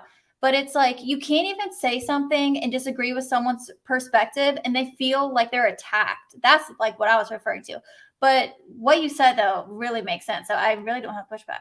This is about to get spicy, though, because Ali's here. I'm just kidding. Yeah, I'm kidding. So what? You go ahead. Okay, so I'm gonna let you get it go, Ali. If you have anything to say, because I have a question that I wanted to get in before. Does Ali have anything to say? I was getting triggered by Marcus, so I had to come. Marcus would trigger me. Does So Ali I don't have anything to say? How much time you got? I got some time. So I want to say a little bit about why these spaces are important and why these podcasts. Let's say if it's intentional, if everybody is here to be intentional and to put ego away and for us to take accountability for what part we play in, I think these spaces are very vital, just like real life. The problem is when our egos get in the way, and then one person's not taking accountability and the other person's taking accountability. So then when you have a course of society that's creating humanity, that one person is on one page and the other person on another page, is going to cause constant friction and constant chaos. So I do believe everything Marcus said, I believe it. I believe everything is a man's responsibility. The leadership is his responsibility. I believe the nation is a responsibility as well, too. But the difference between what's happening now and back then is individual and collective. So when you have the leadership of the elite men that have allowed, I ain't say allowed, I believe the elite men have put men and women against each other, using feminism, using the LGBT movements, and telling women that they can do whatever they want with their bodies. They don't have no responsibility. You can be a wife, you can wear the ring, you can have the facade, you can be a mother, and no responsibility to it, where men still have to have responsibility. I also do agree with Marcus, if we're going to say on a collective base, that a woman is your reflection, but it's the same way as this. If all of us had the same mother and father, and our mother and father raised us in a great manner, and then we go out and go away from what they're doing, we do make them look bad if they're great parents. But if they're horrible parents, it's in the same way. If they're doing bad, it makes them look bad as well, too. So I'll say the only way that she can make us look bad is if she's not doing the representation of what we've been given to her and how we're solidified. We have to be able to put the accountability on women as well, too, and how they maneuver themselves. But I will say to Marcus, if we're talking about how the society is, and if women are saying that they want to be wives, you have to be able to put yourself in a position where you want to be controlled as well too, and then exercise self-control, just like the man has to exercise self-control. So, Nice. all right. So to Ali, we y'all don't know this, but me and Ali probably got 100, 200, 300 hours of this conversation. I will say you guys do, from what I've seen, you guys do hold each other accountable. Like, you guys have some crazy conversations, but I will say, I want to commend you though, because I do hear you guys pushing back on one another. Heck yeah. We have, So, if we did the lives for how much we talk in the back chat for these solutions, y'all would be, I mean, it destroys all the podcasts put together. I mean, not all the people that, and sometimes we can maybe get a good, I think we have more of a good rep than a bad rep, but a lot of us really want to solidify this, have a solutions, and are family based. You know, we'll have crazy things that come out our mouths, but we do want to solidify families, and we do want people to come together. Yeah. So let me preface this with this. Our contention point is not a contention point because this is my brother, but he wants to see a certain standard for society, and I agree with that standard. The point of contention comes because I believe that each individual family creates the society, and you have to start from point A, and then you can get to Z. And I think that the man will ultimately be responsible for everything, because after the woman agrees to talk to you, it's all on you from that point forward. If you allow her to stick around, you allow her to behave anyway, you allow all of that falls right squarely in your lap, because you should have never, after you seen the red flags about her, you should have let her go. After she gave you a sign that she was not going to be attentive to what you was trying to get and get on your program, you gotta let her go. Anything outside of that is always going to be your fault. So that's the point of contention. So let me add this on fault, because I'm trying to figure out ways to articulate it better. We are talking about ultimate accountability versus personal accountability, and men always have ultimate accountability. That much is clear. No man on here will tell you any different. But I want you to understand Can you give examples? I want you to understand the difference, the dichotomy we find ourselves in present day. When we talk about men having ultimate accountability and personal accountability for women's actions, we assume that men have been given all the power over women. Yes. That is a old, antiquated society. Women used to go under a man. Women used to be passed from father to husband under the covering of a man, and that is when he assumes personal responsibility for her actions. Now they've taken the power, or a facade of power, and given it to the woman in the form of family law and all of this. I will not take personal accountability for a woman's actions when she has government power. There is a complete difference in modern society. So let me ask you a question. Give me a second, because I want to ask him something. What is he taking this? So I guess you're talking about when it comes to having kids. Is that correct? That's one of the things, absolutely. So who controls your sperm? No, this is not. I think we're having two different arguments. I asked you a simple question. Okay, my sperm. No, I'm talking about the whole thing, not just. I'm just asking you that. I'm talking about actions. I'm talking about yelling at men. Answering it for a trigger, Mike. So we all be just control my sperm.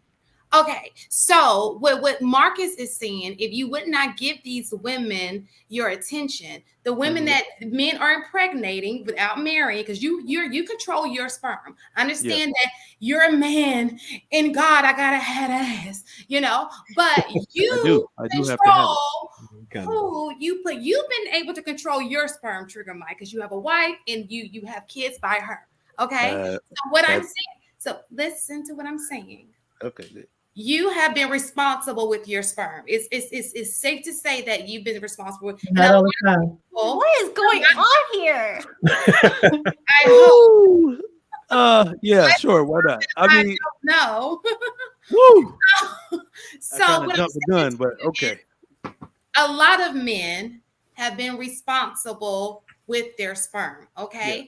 Yes, so when you're saying women have the government assistance, my question is, who is giving them their sperm? Why would you? We've talked about this before. Why would you plant a seed in a ground you don't want a tree to grow? Like, come on, like we got at this point, we're smart enough to know what sperm does. Okay, Yeah. I would hope. So No, I'm sorry. we are never going to disagree on, like, so put it this way, so we don't have to get on the men ultimate thing. Your body, your choice. We're going to do that like all day. We're going to go back and forth. My personal, let's talk about ultimate accountability versus personal accountability. Every man, I said this on my show, every man that has unprotected sex with a woman is committing a felony, and he must realize he's doing 18 years, at least 18 years to life. So if you commit a felony and you dip that stick, that's why I said I committed a felony. Though that's why I was like, oh, no, I can't tell the lie. I committed a whole felony. But I had a good lawyer. You get caught. I don't know. I got off. City. I got off. That's all. But that's the personal accountability we're talking about for men. Men have to take personal accountability by taking care of the kid because they committed the felony and put the control in the women's hands. I don't think men really debate that amongst ourselves. We don't debate that. We take care of the kid. That's what the statistics show. Yeah. So statistics show, and we can put this in the backlog. If you're speaking of child support, is that what you're speaking of as well? No, I think the child support thing is so muddled now. Like we got so many different ways to talk about it. I'm talking about time, attention, picking up the kid for visitation, attending birthdays, all of that stuff. Like, I really hope whenever we actually need to play down the child support argument, because when we talk about supporting kids, being there for them, rearing them for them to become productive, functional adults, child support is the last thing in the conversation. If you really want to be that most people are getting that attention. Actually, the stats say that yes, they are. They actually are. The stats say that like fathers don't miss the fathers that are present. They pay their child support on time. What is it? More than like 67% or something. Pay their child support on time and in full. Spend more time, black men spend more time with the kid, take them for more weekends, holidays. No disputes. It's only the stuff that ends up in the court that we really know about, right? So I think I will say, and I'm probably going to get heat for this, but I honestly don't care. And this is kind of hitting home. Like, I've experienced this, or at least talking to some family over the weekend. But I also think that, so men are, how do I phrase this? They're penalized if they don't pay child support. I think women should be, and again, you can't hold them accountable. You can't punish them for this, because honestly, I don't want the state any more involved in our business than they already are. And this is where family and community comes in. But if women are just making it hell for the man to see his children, for the dads out there that actually want to be there, I think they should be punished just as much, because I agree with that. And it's like, and I think this also comes from not so much like lack of education, whatever. I'm not going to blanketly say that, but it's just crazy when you read the research of how important it is that people, like, just the role of a parent, like, it is just so crazy, and I don't like to say everything's based on childhood, whatever, because sometimes I think people can use that, but it is so important. And I just don't think people consider that when they're being irresponsible with their womb and with their penis. Okay, sorry. Yeah. Go ahead. Yeah. Well, I definitely think it speaks to the bigger problem, because when people say they want fixes for this particular issue, they go about it the entire wrong way. Every time we talk, we're talking to men. Put it in your pants. Practice discipline. Right. I keep telling y'all that has never existed. There has been no society that has kept a civilized order of family type of doctrine without limitations to the women. It is like, literally, you restrict access to the men and nothing happens. The society is back in order. You take away the buyers from the drug dealers and it stops happening. Because this is the thing. Why are we always talking about the 50% of people that get divorced, the 20% of men that women want that impregnate everybody, but we never give any kudos to the men who just handle their business, take care of their families. Clap it up for them. Because if we don't realize, let's say in the black community, black women have twice as many kids as black men do. How did that happen? That's not true. It's the men. It's those little dudes that won't get in line, that go out and impregnate. They fall into little groups and impregnate and spoil the whole bunch. So I get no more recognition because I did things the right way. And we keep paying all the attention to those dudes. No, oh, go ahead, Enos. So I can't believe I'm doing this, but I want to reinforce the point that Trigger Mike is making, right? Like, there was a time where women, it was like a common conversation about women who were trapping men with babies. Yeah. Right. And now we only talk about it for like the elite athlete, right? We don't talk about it for like the regular average Joe. And we've totally just like swiped that away, decided not to talk about it. It sits in a back corner as if it's not still happening. So yes, there are men that are still practicing or attempting to practice some level of restraint. And there are women that are manipulating the situation to still, because they think that that's going to keep that man in that relationship. So I think that if it's not going both ways, we're just going to continue to see this problem grow and grow. We can ask the men to practice stick discipline or de-discipline. But if we're not also simultaneously having the conversation of, ladies, you need to keep your knees together, and a child is obviously, because we see it, not going to keep that man in that home. If it's not both parties being involved, then like somebody's dropping the ball, right? And we need to have the conversation at the same time for both genders. You know, it's so funny. I used to end every show saying, ladies, close your legs. And I'm going to go back to saying, ladies. Listen, I mean, not only is she right, in every culture, they don't even worry about them. And let's just be real. Only one person has the baby. They go for the gusto every time. You can't have my daughter. She's off limits. She's not coming outside. Like, it's the simplest fix ever. It's the one thing we're not willing to do or have the conversation about in America, which is why the problem keeps happening. We've had it on this show before, several times. We believe that. Well, I do. It was some people on the panel who didn't believe that, but I believe that if everyone would just close their legs, have some standards to their vagina, it'll save a lot of stuff. You can only control you. That's the thing. Everyone listening, you can only control you. So before you blame anyone else, the system, the government, your ex baby mom, I was gonna say ex-wife, but sometimes people are married.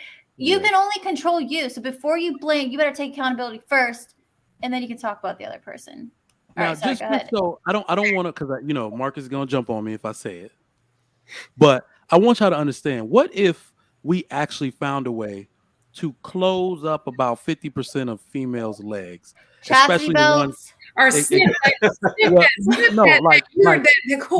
to be in the form of legislation where you take away access to come on, Trigger Mike. I thought you were right leaning. Hold on. No, I'm saying it's going to be in the form of like different ways to where people start making conscious decisions. Now, we always say talk to the men. But if no woman or the women they want aren't putting out anymore, and only the upstanding, mature men that come seek women for marriage are the only ones getting high, like valuable women, desirable women, what would more men want to be? How could I would never jump on you for that statement, Trigger Mike. I felt like you were going to. Oh no! So look, this is what I'm really saying. When you make Trigger Mike, AP, and Marcus more cool than Future and Drake. Trigger Mike, hold on. Then you stop messing with the hoes. Exactly. When you make us more cool, when the dads are more cool than the celebrities, we fix the problem. I have a question. Yeah. Because it was my next question. And before we get off, because I just dropped the link, I wanted to pull one thing that bothered me a little bit, and we were talking about internet, the high fees versus the pearly situation.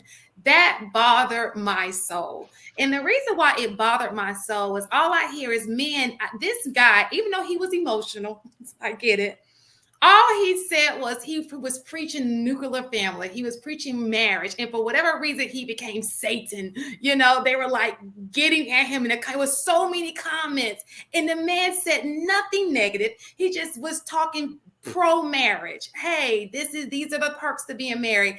And they came for him, review after review after review. And I'm like, what? I know what you're talking about, Shan. And I will say, I think from what I could see, and I lean more like, no, that's irrelevant. I'm not going to bring that in. I think he didn't really consider as much, and I think a lot of women do this too. Even when they're rationals, they don't consider the risks that men have when it comes to marriage. I wish he would have done that more. Like, okay, I hear what you're saying now. That's what I disagree with Pearl on is she. Again, it's like, why are we not pushing the nuclear family as much? And it's also too, it's like, I don't think the solution is just say men don't get married, because we know the success, I forget what it's called. I forget, I'll look it up. But to be successful or to be in better odds of not being in poverty, if you graduate high school, I think get a job within a certain years or whatever, and then don't have babies out of wedlock, you have very low chances of being in poverty. So it's like, why would we not push that? And if laws need to be changed, let's put our energy towards that in contacting, you know, your state representative or whatever, versus telling men, that should be to not get married and to also build. But it's like, but at the same time, I understand why men they feel very, you know, hesitant about it. I get that. And I think like that should be brought in just as much. But at the same time, I don't think the solution is just to say the hell with marriage. So I'm with you, Shan. Let me just say this. We have done it that way for, if you want to know how not getting married is going to work, look at our community and see where that has gotten us. And if this is what you guys want, then by all means. The kids aren't doing right. It's so much going on because of that nuclear family being torn apart.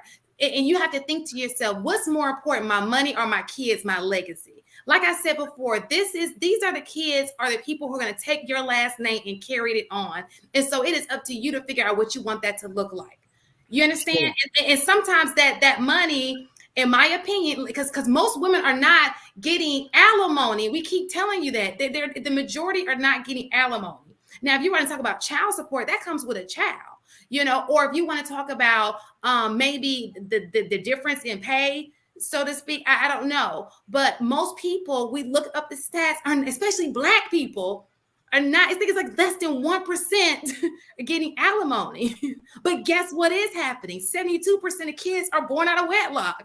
Like, let's talk about the bigger issue here, which is more so the kids than it is alimony. Like custody, I think, is a big thing. Okay. So one of the things, like I talked about this before, my uncles kind of gave me a perspective of marriage that was similar to what people saying in the whole manosphere, right? Like, your wife gonna get fat, she not gonna give you sex, she gonna play these games, and it's not the move. And I quickly, well, not quickly, but I lived my life thinking marriage was not the answer for anything. I'm not getting married. I'm just gonna have beautiful women, have sex with them, and then live my life and spend my money the way I want to spend it and not deal with them. But then I ran into women that don't fit none of the paradigms in which they was describing that women exist in. And it did require me to get to another level to reach those women. But once I knew they existed, I kind of knew what to look for. So sometimes when I be talking about this, I come from a perspective of privilege, because I can see all the gambit of women that exist. Right. So I'm gonna acknowledge that I'm not isolated to the pool of women that some people might only be prescribed, right? But it's ways, once you get up out of that, when you see it, it's some wonderful women out here that's not like none of the stuff you see online, none of the stuff that you hear about, and you can have an excellent life. And one of the main factors in how I set my life up was I understood that once I had kids, I'm not going on the boat. No more parties and clubbing and bottle service and doing all this stuff. My life was wholly dedicated to my children once they came, because it no longer was about me. I think we need to normalize the standard of that, where it's no longer about us. It's about our kids. Once you bring new life into this world, they don't got no choice in this. You know what I'm saying? I take full responsibility for all the things I got choice in, and if I can't, and if it's no way I can put responsibility for my kids being here on my kids, so that's all on me. So it's all about them moving forward. Everybody might not share that, but I think that needs to be normalized. So I want to add, because I think that was brilliant, Marcus. I want to add one more thing. I think if more people married people they actually liked, then maybe the conversation around marriage would look really different. But when you have people married to people they don't like, marriage is a miserable existence, and that has been shown as an example repeatedly. So I love what you said about exposing yourself to people that don't fit those stereotypes, but also seek out examples of people who actually enjoy being married to each other. And I'm not talking about happy, because happiness is fleeting. I mean people who really like their partner, like actually love and respect their partner. And I know Jay and Trigger are about to jump on me for this comment, and that's okay. And most people in the manosphere would probably jump on me for this, but I firmly believe that Trigger Mike says that there's no dick discipline, like that it's not a thing. I believe that there is, because, and I'm going to use married Trigger Mike as an example. The women didn't stop coming; they still show up. They still want some of that trigger from Mike. Mike, but Mike, he a whole high value man out here. You're gonna have to put some more but he's not shooting up the club though. He got the binary switch. I don't think he is. I'm going to say that Trigger Mike is not shooting up the club. Ideally, he's not. Hold on, let me bring it home real quick. So I do believe that there is a level of discipline that's necessary from all men to understand the soil that they're planting their seed in. You don't plant your seed in unfertile soil, and I'm not talking about the fertility of the woman. I'm talking about the soil itself. If it doesn't meet the requirements of good growth, you don't plant your seed. Now, women, hold on now, y'all. If you don't make your land available for the man planting the seed, he can't plant that seed. So I believe it's on both sides. I believe it's on both sides where the discipline is necessary in order to kind of remedy some of this non-nuclear. I'm almost done. Some of this non-nuclear family, because I believe the nuclear family, like Marcus stated earlier, is the key to the whole thing. It might have been Coach K. Once we have the nuclear family, then we can rebuild the community. But these fatherless and some motherless homes is what created the chaos that we have right now. Just my opinion. Can I please say something? Yes, go ahead, Jay. Okay, I want to. I knew it was coming. Buckle up. I'm just kidding. Shout out to everybody. Shout out to everybody, to the Lapeef family. Shout out to the Minister of Foreign Affairs and the Speaker of the House. What's up, my dog? That's my boy Marcus. Foreign Affairs. That's why he always coming at me for being African. Got it. I believe that you got almost half the campaign in here. We just need family in here. I don't think the problem is women keeping their legs closed, nor I don't think the problem is we having babies. I think the main problems that we have allowed systems into our families. And within those systems, they instigated the men, the women, including the children, against each other. I think that's the core problem, because women been busting their legs open way before these systems came about, and we never had these issues. So we can't take the way y'all trying to make us operate, sadly to say, is in a form of damn near oppression. You saying that I can't have sex with this woman, and you telling that woman she shouldn't have sex with me. Some that God put us on the planet. That's the core reason why we are here today, by God, not by the system, not by policies, but by God. I thought if y'all sitting up here saying that God is above man, Y'all show giving man too much authority over y'all. God put us on this planet to reproduce. You got people that's in their 40s and 30s and 50s never had children because of what another man and what society done deemed was wrong. They actually believe that they did something correct. That's not correct of not reproducing. That is not correct. Who told you that? I think women should continue to keep them legs open. I think men should continue to keep their dick out. The problem that we need to kick out the black experience is these systems that's in place, making it harder, difficult for the man and propping up the women, basically turning us men against our women and turning our women against us. Because the only reason why we having these conversations, let's boil it down to the core problem, the roots. The only reason we having these conversations because the government gave policy to one gender for them to use to manipulate the whole situation. If you remove the government policies, none of these conversations would even exist. I won't care how much fucking we doing, how many kids that we are having. And back to the top, I want to say with the toxicity, y'all make it seem as though being toxic is not positive within toxic. I guarantee you, everybody on this panel, everybody that's on this panel, don't listen to, when you think of music, they don't listen to all positive music. When they watch movies, they don't watch all positive movies. When they think of whatever, you don't go to church. And here go another thing. If y'all want positivity, how come them churches getting emptier and emptier? You know what's be packed? The clubs, the bars, the lounges.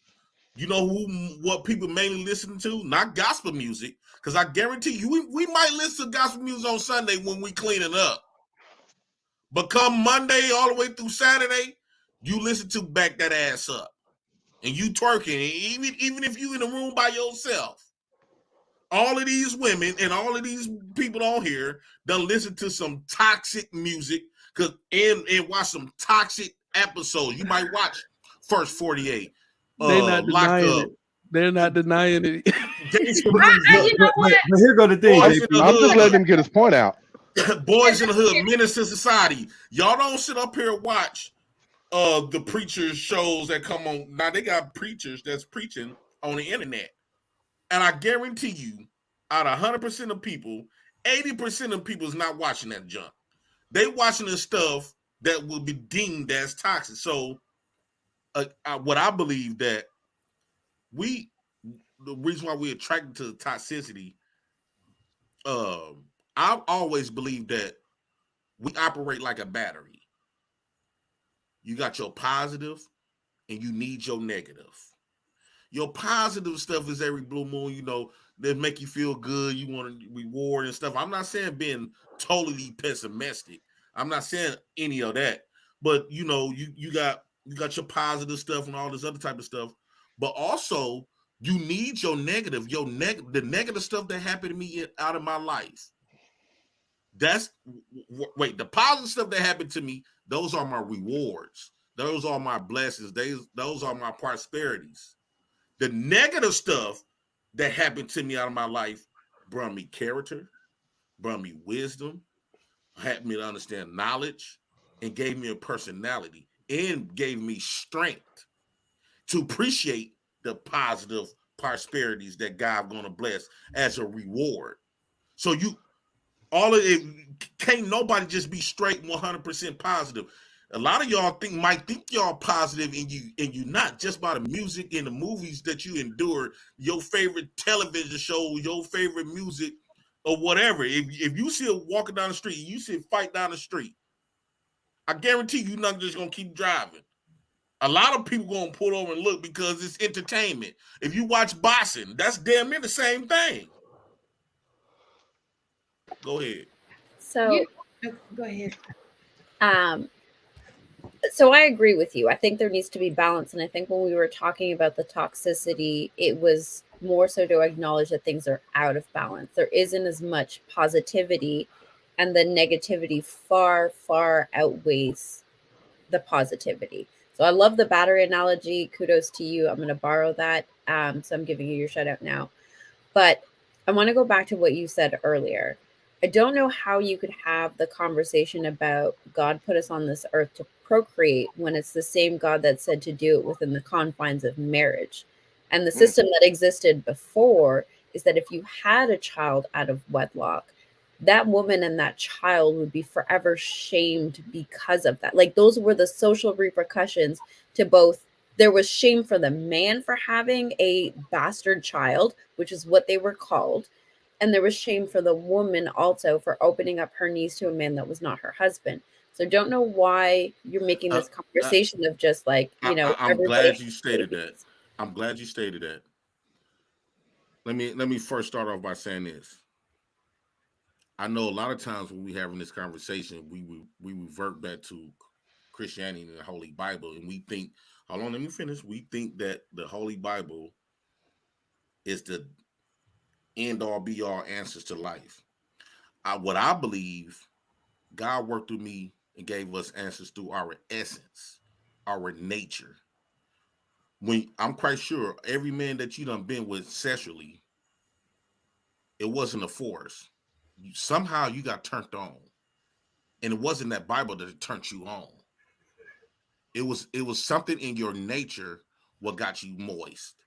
The same with the men that got being hard. So what I believe in, I believe when you don't need no book to understand how God is speaking to you. If you really know God, if you really connected with God, you won't need no book. I don't need no book to tell me not to delete my mama, delete my children, or beat women, whatever the case. It's written in our essence. Our essence, our guilty conscience, our know not to do something that's totally wrong. It's already written. I don't need a book to tell me what's right for wrong. God gave us that. So when hold on, let me say this. If we really connected to God and stuff like that,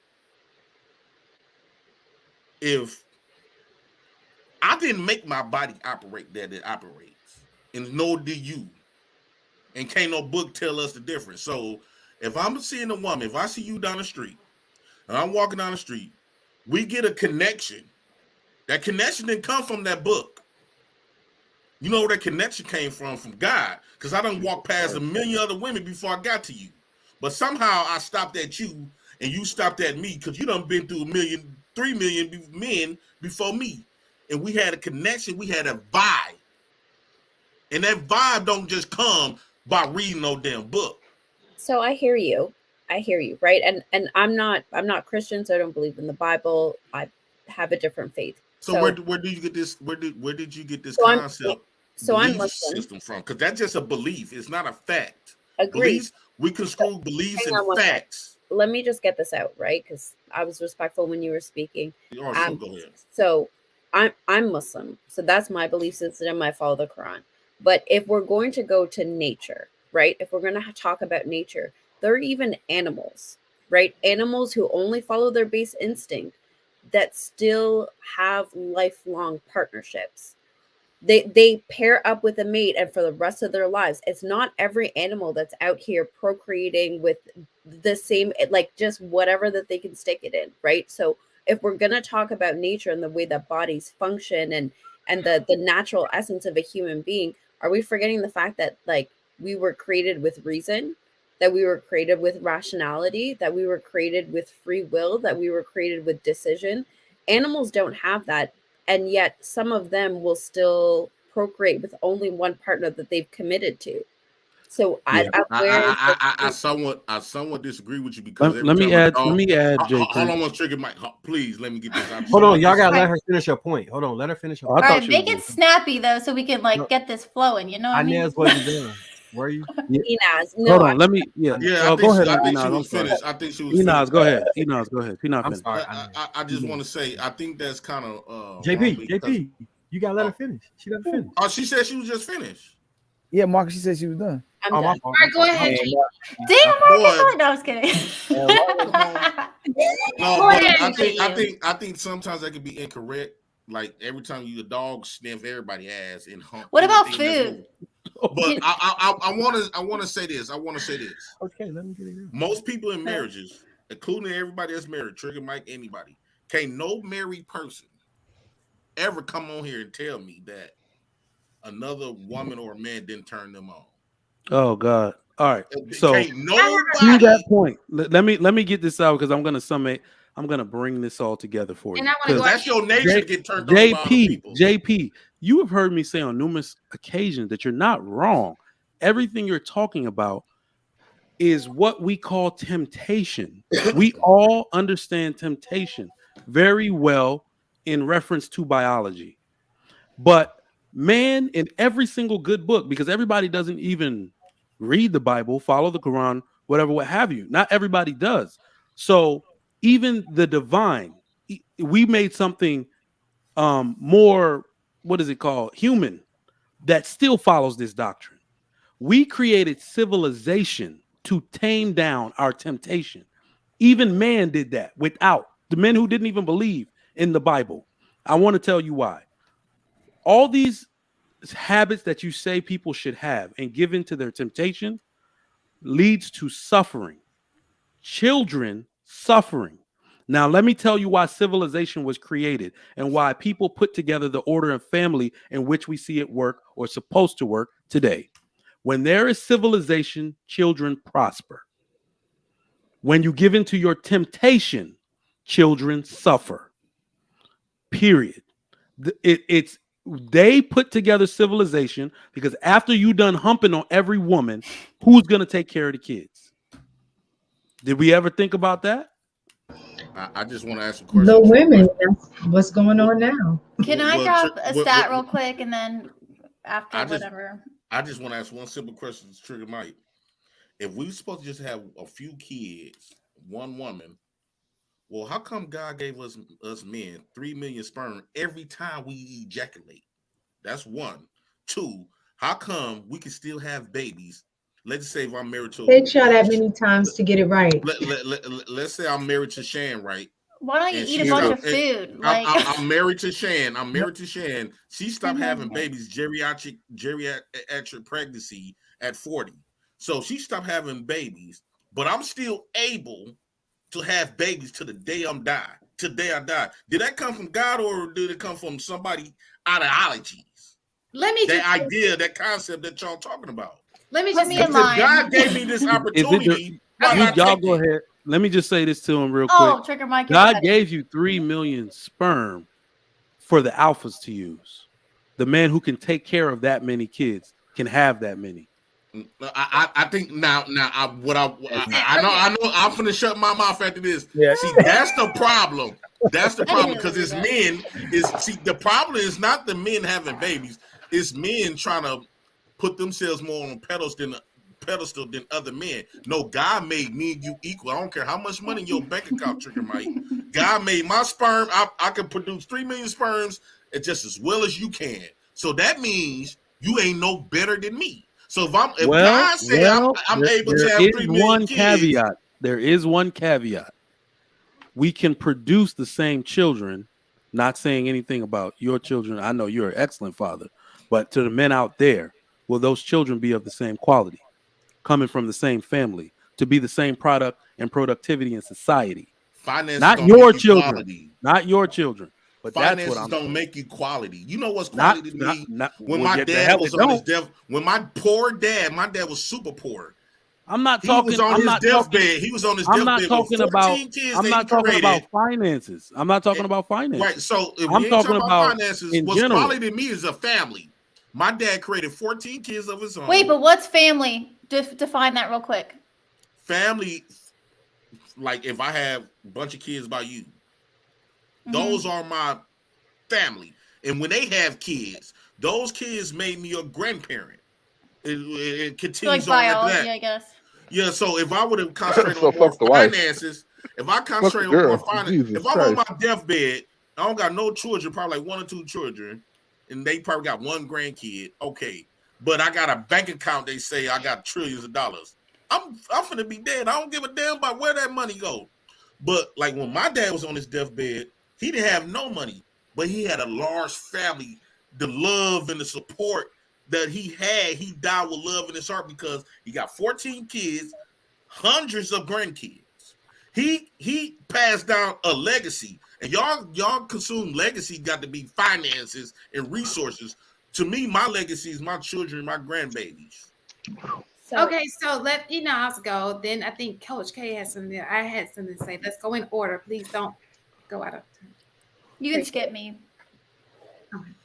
so just like one quick point for the things I wanted to get into. So I've stated on this show and other shows, for me, legacy is both finances and instilled values and morals. So it's not just finances. So there are women out there that believe that you have to have both to have legacy. It's not just inheritance and equalities.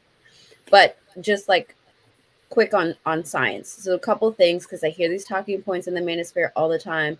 The fact that you produce 3 million sperm is because the vagina is actually equipped to get rid of sperm that is not qualified to, that is not considered viable to fertilize the egg. That's actually why. And if you take a look at a woman's biology, there are all of these systems put into place before it even gets to the egg, and a filtration system. Google it. I see Trigger Mike's photo, his face. It's Googleable. It is in every medical textbook. It exists. No, I'm amazed. The cum dumpster has an incinerator? That's crazy. It's like natural selection, really. Ain't no man tell me what God say. And then, but God built balance in the vagina. That is God. Please let Nas finish her statement. So go ahead. God built the vagina that way to filter it out. And the second thing is, like, I hear so often men say, well, I produce sperm until the day I die. I don't know if you've ever gotten quality of sperm tested, but as you get older, you also create so many issues when it comes to what the quality of life is going to look like for that child. When it comes to diseases, when it comes to like recessive genes in terms of health and risk factors, that significantly deteriorates the quality of child that you are producing as you grow older in age.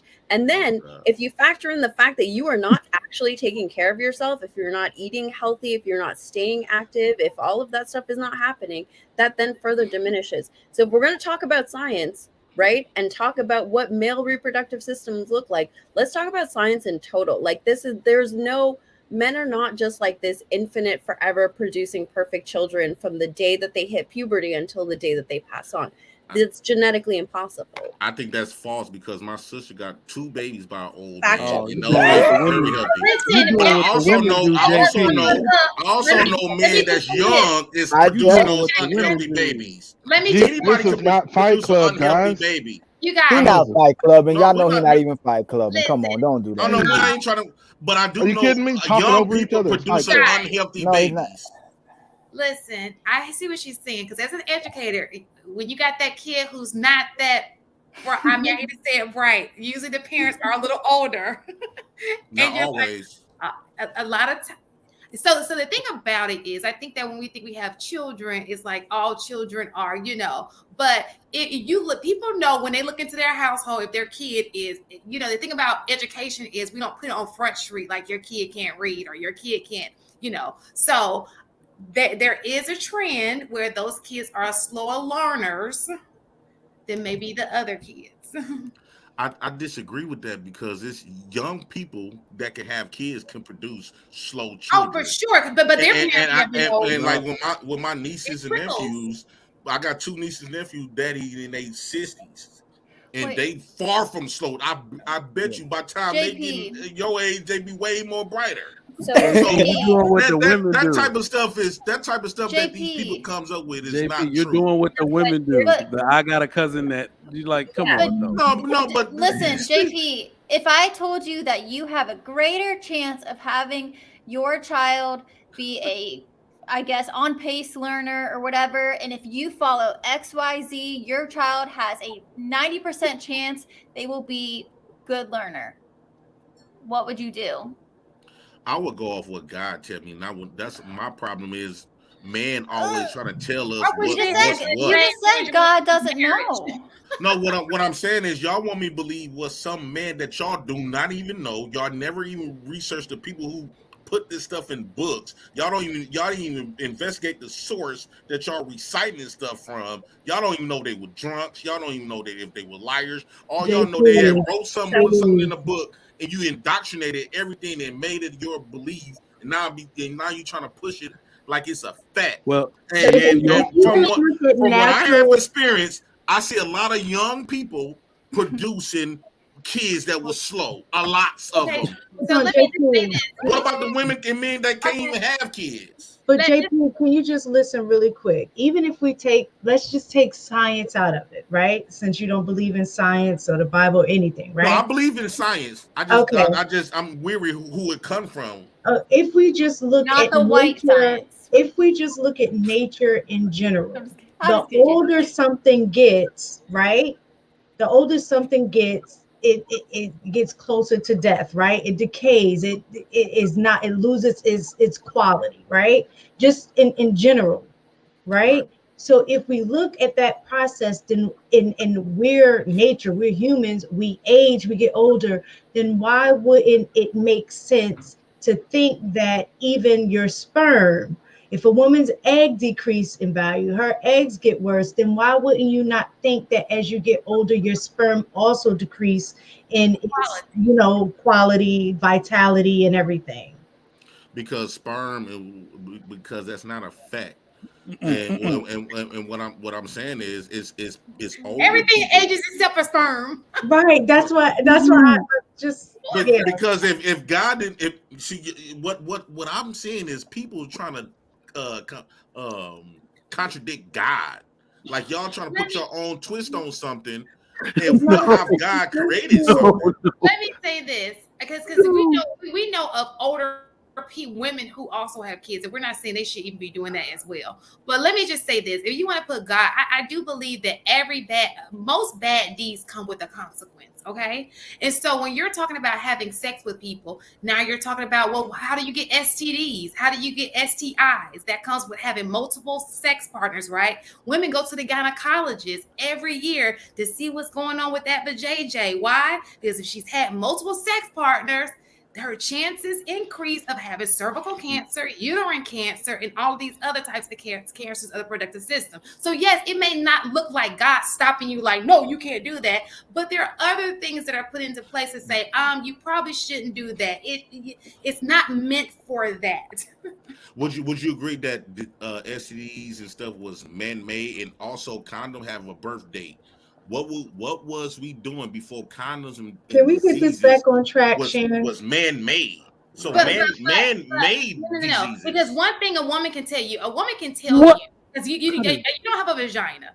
But I'm gonna tell you this one thing that women can tell.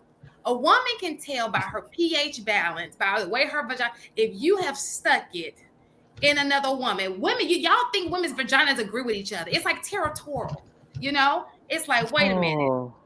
My body. I'm serious. And women, am I lying? No, I'm saying it's because when women biological, their periods start to sync up, and if they having sex with the same man, they might not have a pH balance they get off. I'm just saying. But I can't take this no more. JP, what are you talking about, bro? No, why are you don't? Ali wants to say something. I feel like, please. I feel like there's both sides are being kind of disingenuous. Okay, let's say what he's saying is too much, and then what y'all saying is too nice. So a lot of men do cater to women, to a lot of, and not purposely. The way the society is driving to cater to women. So if we're really working towards solutions, right? What is really our nature? What is it that a woman wants, and what is it that a man wants? Is marriage essentially for men, or is it for women? And I'm asking that being it's for your family. Even if it's for children, we can say this: whether a man is married or not, he stays with a woman. He tries chasing after a woman. Can we agree to that? Why the face like that?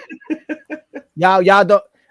Can the men answer that question? Whether you're with a woman or not? We discussed. Okay, watch this. Prince says he be spreading it. No. This is why I say this is what I mean. If we're having honest conversations, we gotta have honest conversations. That's Jay Prince. No, this is what I mean. Jay Prince may say some things sometimes it's off the wall, but he'll say a lot of truth in what he's saying, more so than a lot of people that like to appeal to what everybody thinks is nice to say, though. Everybody likes saying what's good to hear. We're not being truthful. That's what I'm saying. So will you repeat it real quick? I'm sorry. Most of society likes to say what's good to hear, what we like to hear.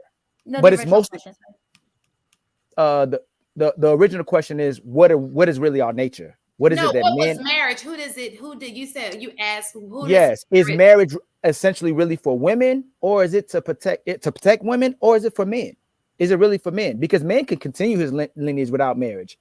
Women need security and provisions from men to continue her legacy. But we disagree with you on that. Okay, well, hold on. Even if it's about kids, my point is this: we know men want women, without a doubt, right? And all the men on the panel, would you agree? If you could, I know Trigger Mike threw his camera off. Would you agree that most men would want multiple women if they can have multiple women? Hell yeah, Marcus, don't mute your mic. Don't mute your mic. Oh yeah, hold on, Jay Prince, hold on, because we gotta have an honest Marcus, don't do it. Marcus, you about to stay on cold? Marcus. Okay, Jay Prince. No, ask me the question. You didn't ask me. Do men want multiple women if they can have it? Men are not naturally polygamous. I mean, that's you go hit me with you. Okay, I got you, Marcus. Men are not naturally monogamous. That's not true. Jay Prince. So that means we're supposed to continue to be fucking. AP. I would definitely want. By all means, he wants to be AP. And Trigger Mike, he's married. He wants some new coochie too. AP, he's feeling oppressed. Hold on, Jay Prince. Do men want one woman, or do most men, if they could, want multiple women? We prefer to bust down as much as we can. Okay, so this is what I'm asking women as well too. Women put security over men in power and leverage more so than having a man, and we can prove this by the fact that most women won't stay with a man. They want power and leverage over the man. Most men, whether they're married or not married, they're gonna stay with a woman or chasing a woman to the end of their life. To the end. Shan, why you do your face like that? I think that women. I thought you were saying a woman wants a powerful man. No. Women will go to their grave without no man. They want a man. Today's women want a man that prioritizes them. They truly don't value respect men, nor do they know men. Men know women, and men know this too. Other men will stay on code with other women about how women operate. So you're either going to stay with a guy who will cater to you for life. If he loves you, he's not going anywhere. You'll stay with a guy who will prioritize you that you know that you don't really want to be with, but you prioritize the fact that he prioritizes you, or you'll have a guy that completely quits on it whatsoever because you're not really prioritizing him. So essentially, this is what I'm saying. If women want a better society, they have to want to be controlled. Just like and let me ask you this: all the women on the panel, do you have children? Okay, but if you had kids, would you negotiate with your kids, or would your kids have to submit to your will, especially if the father isn't there? They would be submitting for sure. To protect them, right? For sure, and to provide them with guidance. Women are not submitting to what men really want. If women I don't think women. I think that they will. Okay, let me just remember. I got a point. Let me finish. Go ahead. If women really wanted men, they would be with men. They want men that they can control. They want men that will prioritize them and they can manipulate. Yes. And the bad thing about this too, if they can get that guy, they'll usually leave that guy for another man because they control a beta. No. Oh yeah, I agree with that. Yeah, you're right about that, Coach K. But Coach K, let me ask you this: are a lot of men in marriages where they're happy? No. Well, I mean, wait, a lot of men? Probably not. No. Right, but because I don't know how to. I don't agree with that. I don't know how to gauge that. You know what I mean? Like we don't know how. We could say we don't know how to gauge it, but we can look at the fact of what's the divorce rates are terrible. Based on divorce rate, 70-80% of divorces are pushed by women. Right, but women like hypergamy. But that doesn't mean the man is unhappy in a marriage. A lot of times the woman leave, they may not even know what. A lot of times they don't even see the signs leading up to the divorce. What about deletion rates for men? What are the what rates? like the deletion and just the mental illness amongst men. We could just say, and that couldn't be. That doesn't have to be higher attributed amongst to men who aren't married. Well, I'm saying it doesn't have to be attributed to marriage, but I just think men in general they're not. No, doing what I'm good. saying is that you can trust men to be men. Men love women. A man. Coach K, can I use an example? Yeah, I don't care. If I love Coach K, I'm never going anywhere. But I may want to deal with another woman. But the only thing someone can typically call a lot of man out for when they love a woman is he may step out, because a man is as faithful as his options, or if he can control himself the way women want him to control himself. Women will sacrifice their entire family over their feelings. They will not prioritize. They will not stay with their family based on their duty to their family. And it's women's responsibility to keep the family together. And the great thing about that, how God humbles society, if that woman prioritizes herself, the children and the men will leave her. But if she prioritizes the family, they'll always surround the matriarch, because the woman essentially is the most important person. The problem is women want men to accept them as they are. They're not accepting men as they are. So women want men to change. Men aren't. You're telling men, I'm not going to change. You can hear in the Whitney Houston songs. Women refuse to change for men, but they ask men to change for them. Okay, so I I was- Yeah, and don't.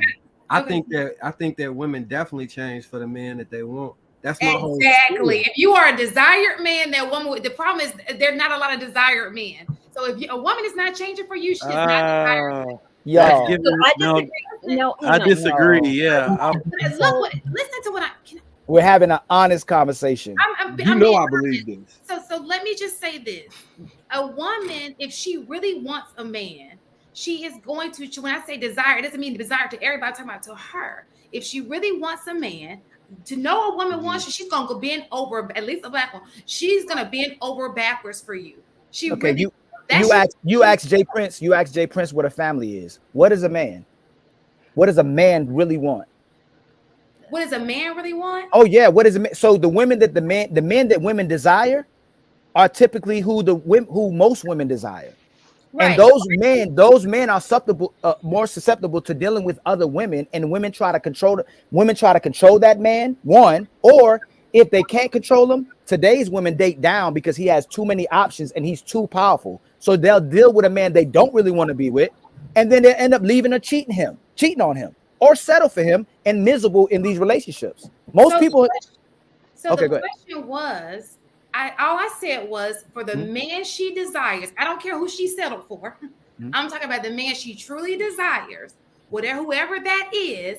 Women will bend over backwards. If you've never had a woman, y'all all have had that woman who will bend over backwards for you. She probably put a student loan in her name for you. Like she will bend over backwards for the person she desires. Now, what that looks like to her is going to be different per woman.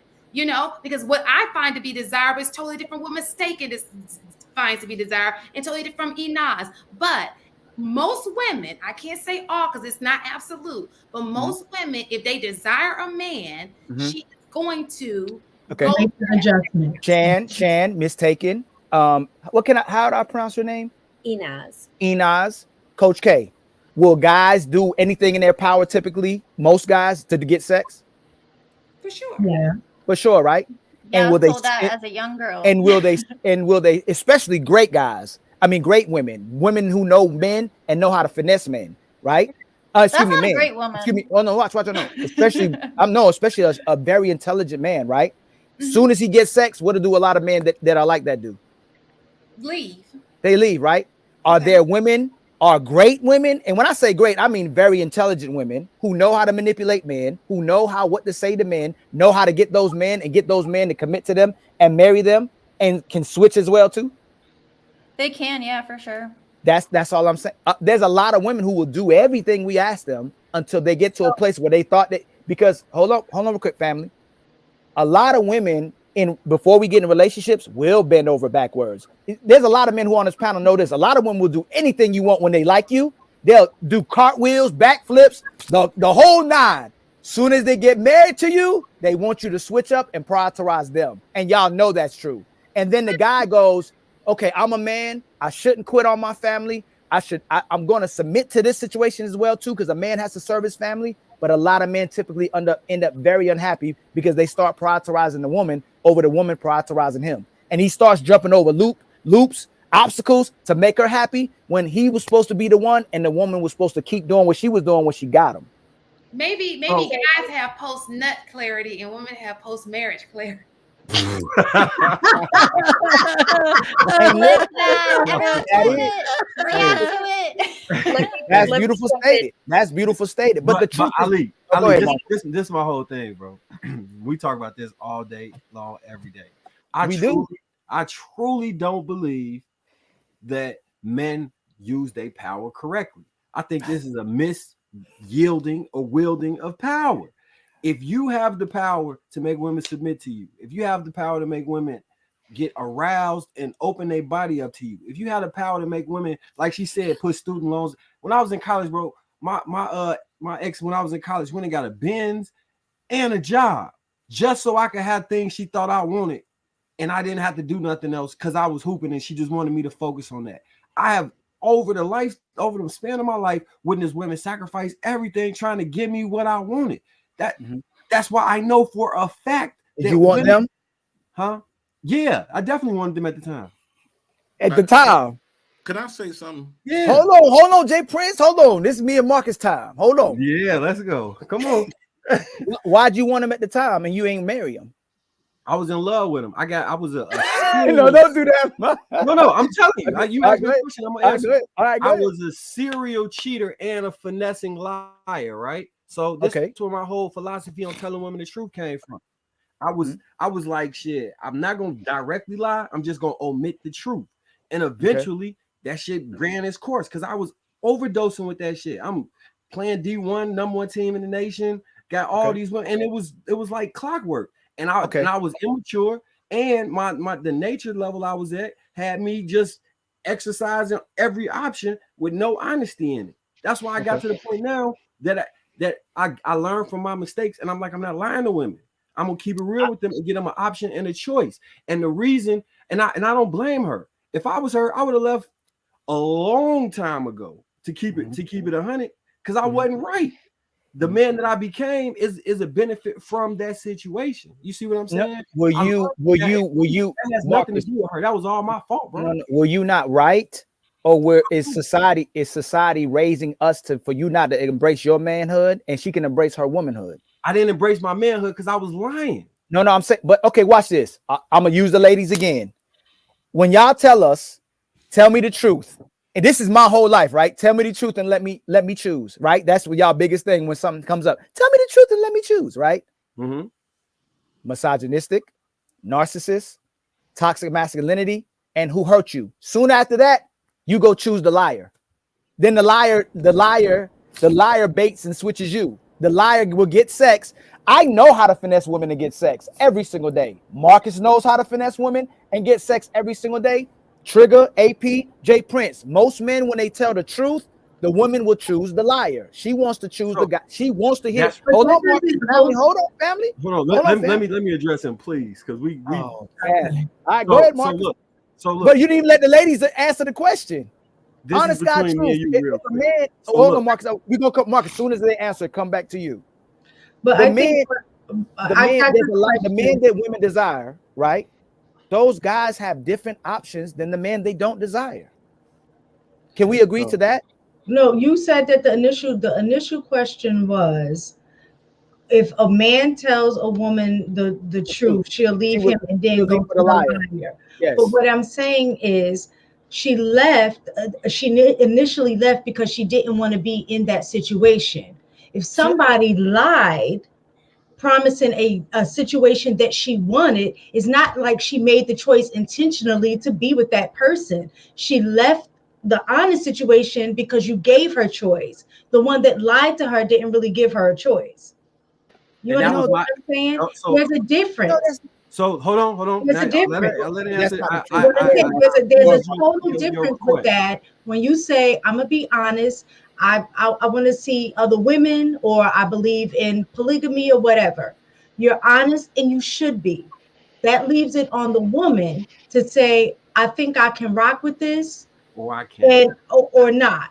And if I choose to not rock with it, okay, and then let's say I meet Marcus. Marcus may really be into that lifestyle, but he lied to me, promising monogamy by his actions, by his words. And so I'm going to him because that's the lifestyle that I'm choosing. Okay. But he lied. It's not that I'm choosing him as the liar, knowing that's not what I want. Is based on what he's presented. He presented a lie. So those two are different things. No, it's really not two different things, because a lot of men lie to women to keep themselves happy and to keep the woman happy. He'll sacrifice his own happiness to keep her happy. That's why men lie. So watch this. Not only that, you can take it right after. You didn't even, hold on. I didn't even answer none of the questions, bro. You went from them back to yourself, back to yourself. Hold on. No, I didn't. I'm confused by the. Oh, go ahead, Marcus. Go ahead, Marcus. Guys, hey, calm down. We're gonna go ahead, Marcus. And then I think Enos wanted to be the other female because you didn't say females. So please let Enos speak, and then we'll go back to you, Ali, if you have to counter or whatever. Okay, so one, as I said before, the lying was all my fault. And once and the look, when we broke up, the main thing that was the issue was this: I love you and I still want to be with you. However, I can't trust nothing you say, and I can respect that because I was not upfront and honest about it. And that mistake, or those mistakes, taught me, bro, honesty the best policy. I have never experienced that issue again, because if there's anything that needs to be discussed, I'm going to discuss it. I'm not having those same issues. So when you say women won't choose men to tell the truth, I call cap on that, because women do choose men to tell the truth. And then the other statement was, what did you say? Why did you lie to her then? Yeah, that's it. I lied because it was cowardice. I'm gonna keep it a bean. No, it coward was of what? Why were you scared? What were you scared of? Losing her. I was scared that if I told her the truth, that you would lose her. Why would you lose her? No. Why were you scared you would lose her? Because most women are hold on, mistaken. You cannot co-sign. This is me and Marcus. Please don't co-sign. Please, mistaken. No.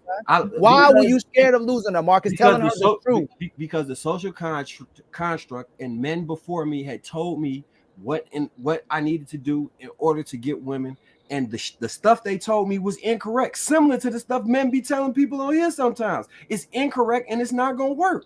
Are you saying I represent the truth for a new group of men? Miss Taken just told you, Miss Taken and Inez and Shan, Coach K, if most men would have told you what Marcus said, and he loved you, okay, and women say, let me say this too, I believe when men really love you, they'll build with you. They're for life. They'll never leave you if they love you.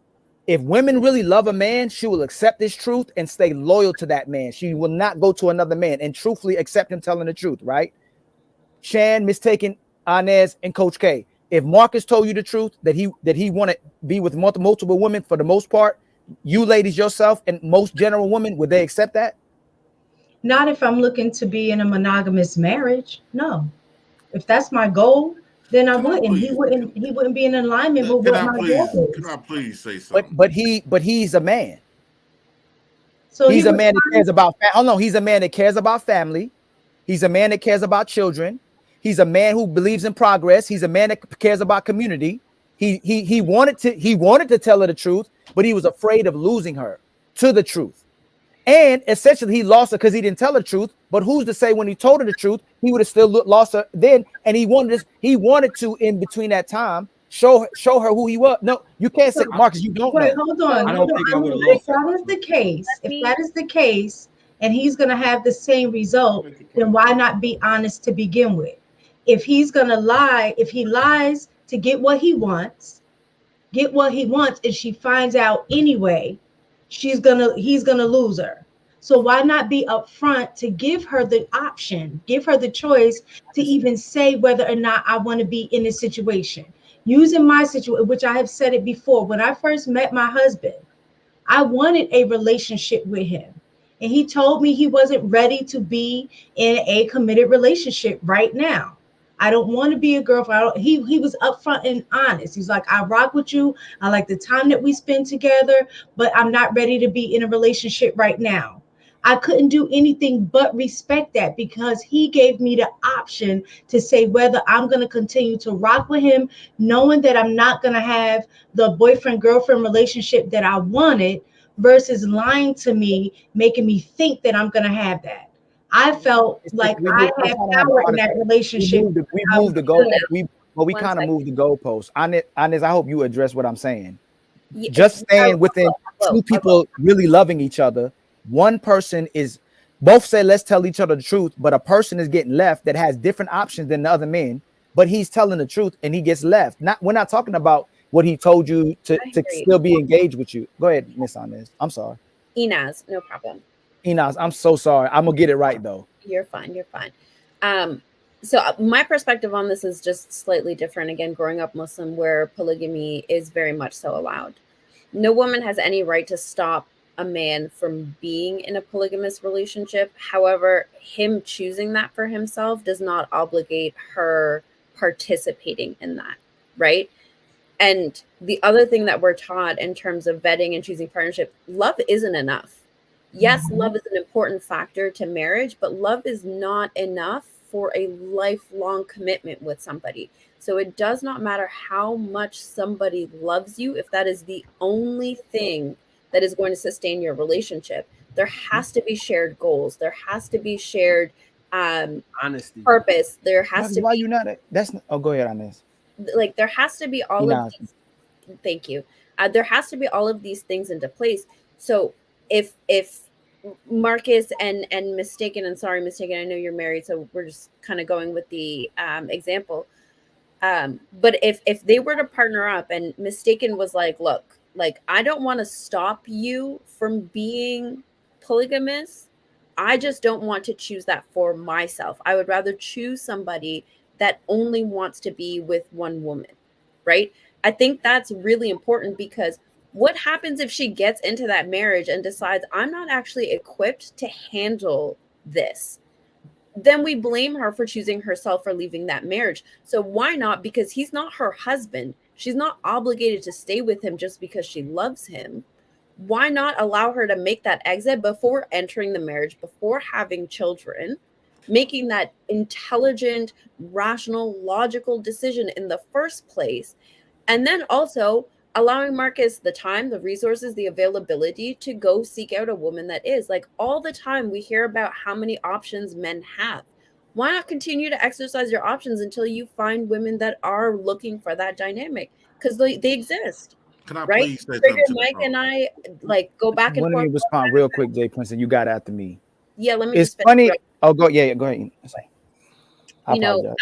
No problem. So Trigger Mike and I go back and forth about West Africa, East Africa, but the one thing that they do have in common, they're both societies that promote and show and maintain healthy polygamous lifestyles. So there are women who are willing to participate, like actively raise, choose to, and are equipped to do it. Not just because they're trying to keep that man, not just because whatever, like they actually want to be a part of that lifestyle. So why not allow men to find those women and actually maintain these families with women that also want that and have goals with that?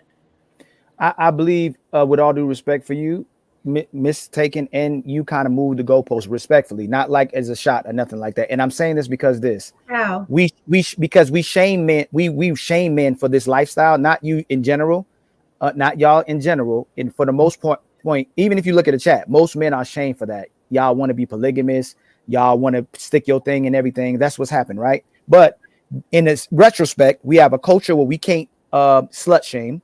We can't fat shame. We can't gay shame. We can accept everything that has anything to do with femininity, but anything that has to do with actual masculinity is actually shamed. So even if I ask Miss Enos, I want you to dress a certain way. I want you to come to me without having no bodies at all. I want you without no children. I want you without no baby daddies. I want you. What I want, like, if there's no places where we don't shame you, where we can't save you, and you're not being shamed, there's nowhere for women to go. But then you're telling men who would prioritize multiple women, if he could, he's going to take care of that first woman. He might want another woman. Will shame a man who may be able to deal with multiple women. But women wouldn't have nowhere to go if men stayed on code. Most women stay on code for each other and with their interests, and the men who come and save them stay on code for them as well too. Most of society doesn't stay on code for a strong masculine society, and we'll say it's patriarchy, but all of society is being destroyed because of toxic femininity. Can So let me ask you a question. So when you say you guys hypergamy shame all the time, don't y'all call those women gold diggers or Yes. she's looking for Yes. that's shaming? Right. But what's more important, family or money? So Look at it, No. I'm actually saying that's what I mean, y'all. This is what I mean. Like the reason, because you're making a point that I made earlier about money not being over family. We were talking about divorces and people don't want to get divorced. I mean, don't want to get married because they're scared they're going to lose their money in divorce. So I told you early on that I choose family over money. No, right. But would I have money with a man who doesn't have resources or can't take care of a family? Absolutely not. Right, but you prioritize. So a woman to say, I'm strong and independent and I want a man to make as much as me. She don't say I want a husband. She wants a man to make as much as her. A man goes to work to provide for the women and children. Most of today's women goes to work to provide for herself. And even if she gets a man, everything's still about her. She saves her money. Everybody's still invested in her. So what I'm saying, when we have these conversations, we'll do as a society, we'll project more, personalize it more than really looking at what's happening in society and how the neglect of actual masculinity is destroying society. I just wanted to point out, just like you were saying, polygamy, they don't have anybody with their back and they're getting at the polygamous. I'm just telling you, that's how people who are hypergamous, they have the same, so there are things that women can't do that they're talked down upon as well. Okay, what is the biggest reason that women leave them? Why do most women file divorce typically? Because a man did what? It's not cheating. No mistake. It's not cheating. Most women, if you look at the stats, we went in. It's finances and it's cheating. No. And it's not doing and it's not partaking in the household chores of a house too. Those are the top 3 reasons. I researched. Okay, so what's the main reason women cheat? The main reason. They cheat because men look at them. I felt like I had to Bogart because I can't get the chance to speak. I felt like I believe women cheat. That's men's problem. Men automatically assume that we the only ones is polygamy. God only created us to be interested in multiple partners and not the women. And let's be honest, most women introduce sex since childhood, so it's clearly in their nature to have men. And I do believe women can love all of this stuff that y'all say women would do, all of these great things for the men that they want. They would do that for multiple men that they want. I think that's why when they say that when it's easier to catch men to cheat, but not the woman, because men automatically look at women like they not that type of person. And usually when we go pick a woman, we put them on a pedestal like they just this innocent, especially if she's pretty, like they just this innocent person and they only belong to you and you were sadly mistaken. Y'all were saying something earlier about monogamy. Incompatibility for the answer to. Yeah. And who's answering? And is that a man's answer or is that a woman's answer? She married somebody that she supposedly loved. And she's then she left with him. No. Why did they get married? No, look. See, this is what I mean, y'all. See, no, y'all. Do y'all see what I mean? Like how y'all see what I mean? How y'all switch? You got to know this man. You say you love them till death do us part, and then you turn around. Y'all do what you want to do for your own personal happiness, and men neglect their happiness. They don't really want to do that, and they would never leave. They would never leave a woman they love. Women leave men they love. So okay. So we had this conversation a few weeks back, and Trigger Mike said something that was brilliant. So he's not on camera. I'm going to reiterate what he said.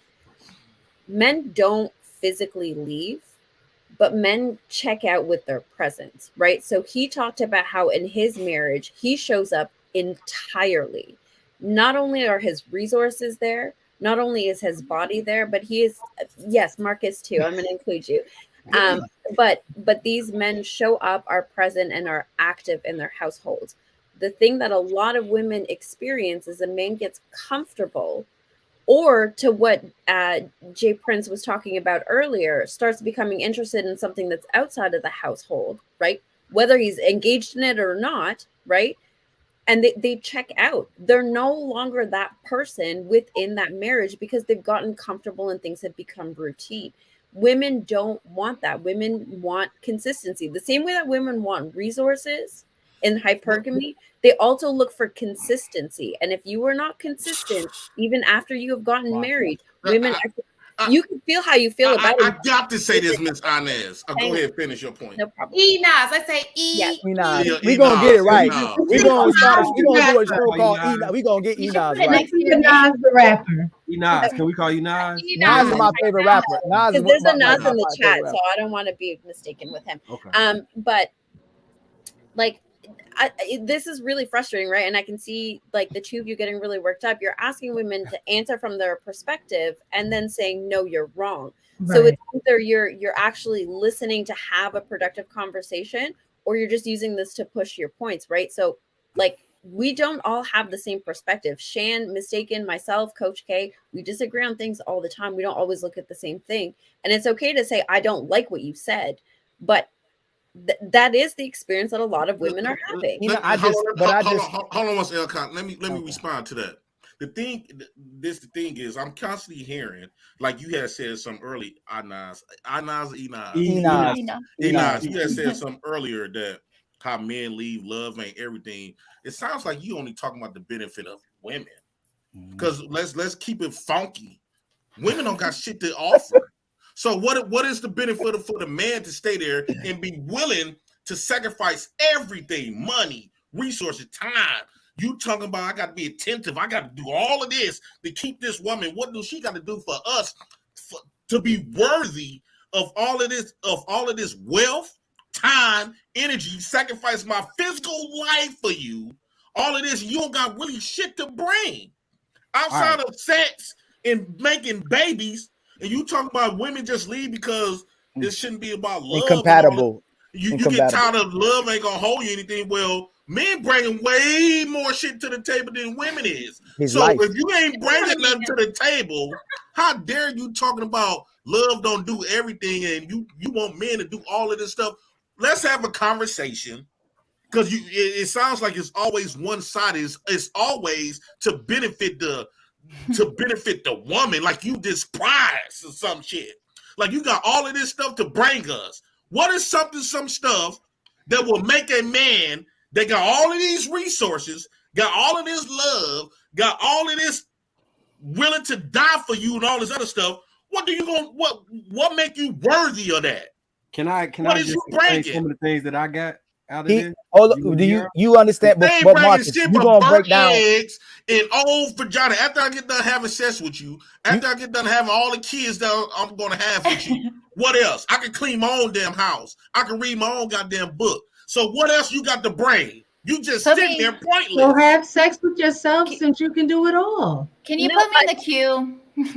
Hold on. Let me respond to JP. That's let me just tell you some of the things that I'm tired of this narrative always got to be painted what men got to do. I think these women, I guarantee you, if I ask all four of these women, what do they got to offer in men, they're gonna get offended before they answer the goddamn question. I'm not, but whatever. I think, but I don't think that. Hey, Shan. Okay, good. I just want to say one thing to his point.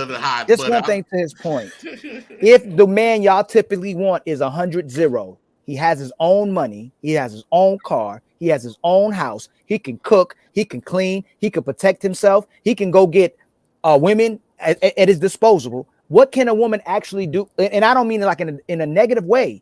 Who compromises more? If he can get women at his disposal, disposal. Yeah. He can get sex, multiple women, a woman to come over to clean his house, a woman to come cook for him, a woman to do have babies without marriage, all these things that we can get in society right now, right?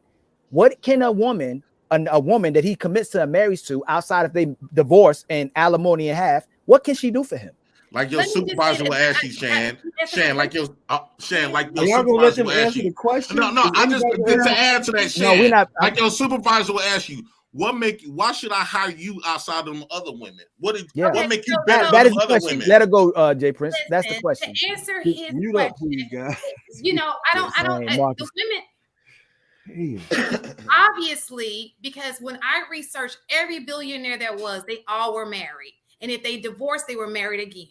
I researched many millionaires. Every black billionaire, I researched every single one of them, and they were all married except for two who were So and then I researched a handful of millionaires. So what I'm saying to you is, if this is the case, if no woman can add value, then why do they keep getting married? If these men, because we can sit here, Oh, look, Jay Prince, let her finish. But Shan, we asked you to ask what a woman offers. Can you answer that? Okay, so the right woman is going to make what you have better. Period. I'm a millionaire. I'm a millionaire. What can you make better? Whoa, fellas, can I answer? Let me just say this. No, let the woman act. Yeah, let her finish. Let me say this. If you've never had a woman in your life to push you, that's you. Because I don't know, like I said, you have the right woman in your life. She's gonna hold you accountable for the shit that you say. If you want this, she's gonna make sure you get there. Every one of those billionaires, and you could do it yourself. But they already there though. So what I'm saying, no, sir, they were married before they became billionaires. They all were married before, and I looked up their wives because I wanted to see, well, what kind of wife, did they marry? In the personality of these people. All of these women were married to these men before. Either they met them in college or they grew up, in the same. Some of them were African. I don't know what that, but they grew up around each other, and they don't fit that stereotype. You like the beauty queen? No. This is a woman who doesn't look that way. She wrote it out with him the entire time. Google it, and I'll put money on it. Go Google it yourself. Does he cheat and have women on the side? He definitely got women on the side. The benefit of a wife, and I'm telling you, they have wives who they had before they acquired their money. What is the benefit? Still, most of them are still married to the same woman who was with them from day one. Well, okay, you're putting a lot of extras on it. Exactly. So like you're speaking facts 100% when it comes to the amount of millionaires and billionaires that are married, but there is something else to be considered as to why these men are married. All right, so these men are married because the weird part about it is they have traditional values. Like most of them come from two-parent households. Maladjusted kids don't end up being millionaires and billionaires, and that's why the ones that do end up losing all their damn money. So, rappers, etc., ball players who, maybe I wasn't talking about rappers and ball players. No. I'm saying the people who do end up touching millions that lose it all, they weren't taught proper ways to hold it. You see what I'm saying? So the other reason is because their image and reputation revolves around being organized. Absolutely. Right? That Playboy lifestyle makes you look reckless. Yes. Right? So the thing, whenever I've saw myself at climbing the corporate ladder, you look at what makes you look more responsible, what makes you look more personable, what makes you look more well-meaning, benevolent. Oh, a man. Nothing looks more benevolent than a man standing there with the family he created. Absolutely. Right? So that is why they're married. It's not necessarily because the woman can add value to them. I'm sorry, value to them in that way. The question still hasn't been answered. You don't think the right woman can be a great help? Hold on. She adds value to, so not only a responsible woman to take care of his children, she adds value to the image he's trying to project. That's maybe the number one. Quantify this. What are we talking about? Maybe it's not something that you quantify. Maybe it's not a number. Have you this is to me to you, Jay Prince and Ali. Maybe it's not something that you put a number on. How does she add value? Trigger Mike just said, hey, it helps him get structured and focused. Correct me if I'm wrong. Correct me if I'm wrong, Trigger Mike. Did you just say that? All of that work you're trying to say no. Hold on, I'll let you speak for the last 40-something minutes. Let me get this out and I'll let y'all go. He did. Wait. I said their life and their productivity actually revolves around being organized and structured. That's why they gravitate toward the institution of marriage. So that's more so. Let me ask you a question, Trigger Mike, real fast, and go ahead, AP, and I'll ask him. No, it's just you want to put a number or a value on it, or what is it that you add? First of all, if we're moving in our purpose, on purpose, with intent, intentionally, bringing them in, we already know that the value that they will add to us. We've already assessed that if we're doing it the right way. So it's not about what does she have, what can she bring, what does that woman bring to me? I make that determination. Right. She doesn't make that determination. I make that determination by the quality of the woman. That is the number one thing. Secondly, by the way, Jay Prince, on the first thing that you said, I agreed with the part about the system. Remove some of these system safety nets, and we'll see what's real, right? I actually agree with you on that. Now, on a lot of the other stuff, I really just I don't agree with it all. But the last thing That's good. That don't make your opinion better than mine. I didn't say it. Did I? Who No, said I'm just that? saying I'm just saying it's just You guys just have a difference of opinion. Yeah, we got different, but this stuff that Jay Prince be talking off the wall, I totally disagree with that. I'm going after AP. Let me just say. Then can I go after Marcus as an example of what I bring to my Inez was supposed to go before a whole lot of people. I mean, Enos. I'm so sorry. God, man. Enos. It's the way it's spelled. It's throwing us off because it's an I there. Yeah. Enos. But it should be an I there because that's how your name is spelled. Right. But she was supposed to go before a whole lot of people. We got to sacrifice all of this stuff. Hold on, Jay Prince. Hold on, Jay Prince. We got to hold on. And this is just the last piece, and I'll go back to mute. What I have seen in these spaces, because this conversation was about these spaces. That's how it all started out. What I see in these spaces, what was the first thing that brought me into, I guess you want to call it the manosphere? That was Kevin Samuels.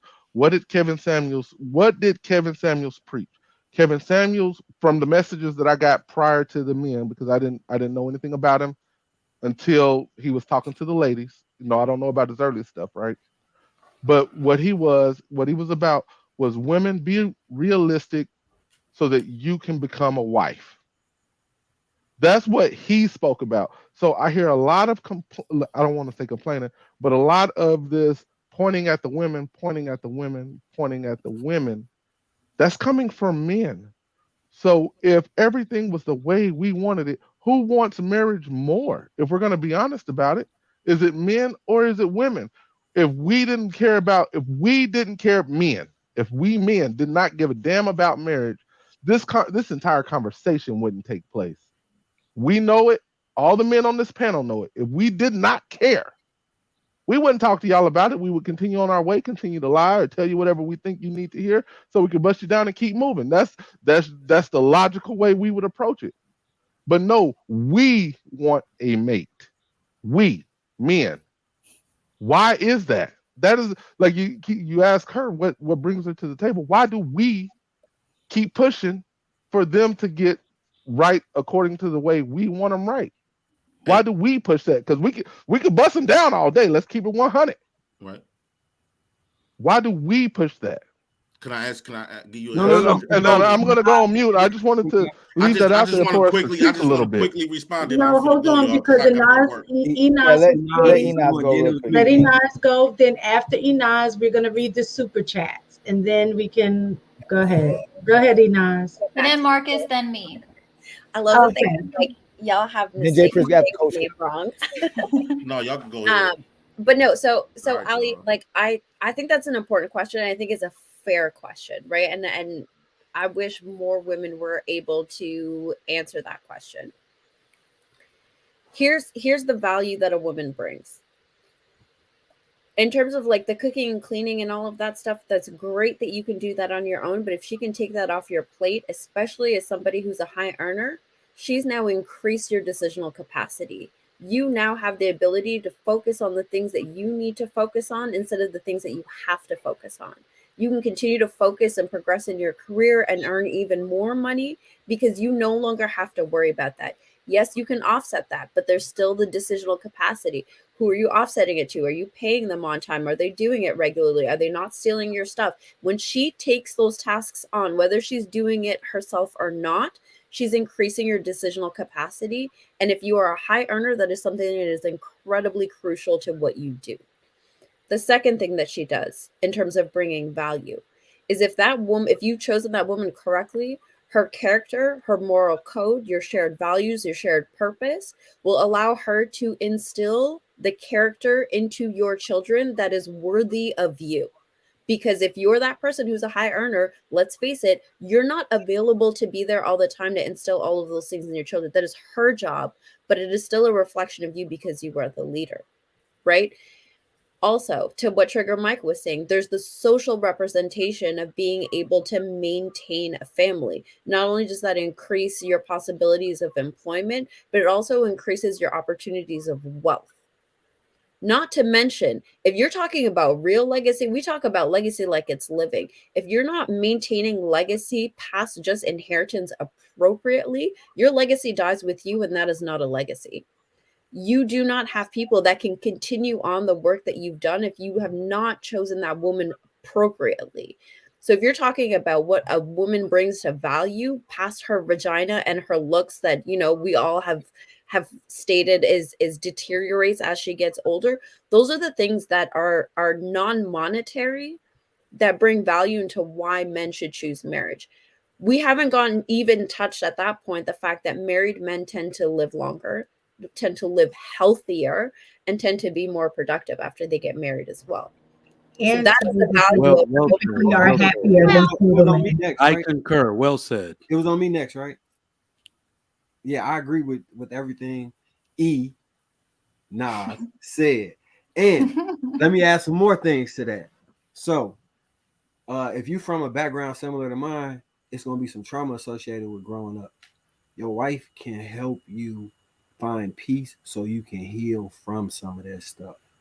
That right there is one of the most you can't really add a value number to that, but it's underrated. It's underrated. It's incredible the peace you get from her being in the home. Now, when you come home and it's the things that you can't add a number to, and you can't pay for them either. When you come in the house and the kids and the family, all y'all hugging together, and you have a complete family unit, it's nothing like that experience. It's nothing like that feeling. It's nothing like the added information. Like when you're not seeing something, she can also see in a different direction. So now you've increased your vision twofold. When you die, because we're gonna die more than likely before them, she still has instructions on how you want the family to be run. And she's an executor of your will and intention for your children. She's in charge of everything, and you've bestowed upon her the way you see things need to be flowing. And if you chose the right woman through vetting correctly, she will do that. She's instilling in your kids a sense of deep respect for you that your kids don't just have from dealing with you, that they will have, but the secondhand respect and reinforces it. Because it's like, yeah, daddy's always there. And then mommy comes back like daddy is a great man.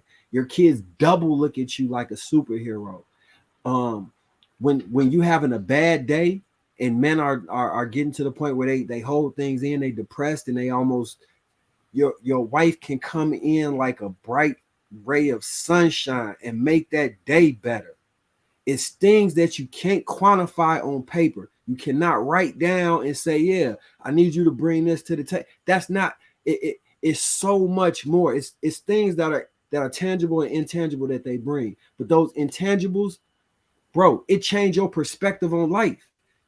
My biggest problem right now in life, to be 100% honest, I don't have the motivation I had when my life was fucked up, when I had trauma and pain.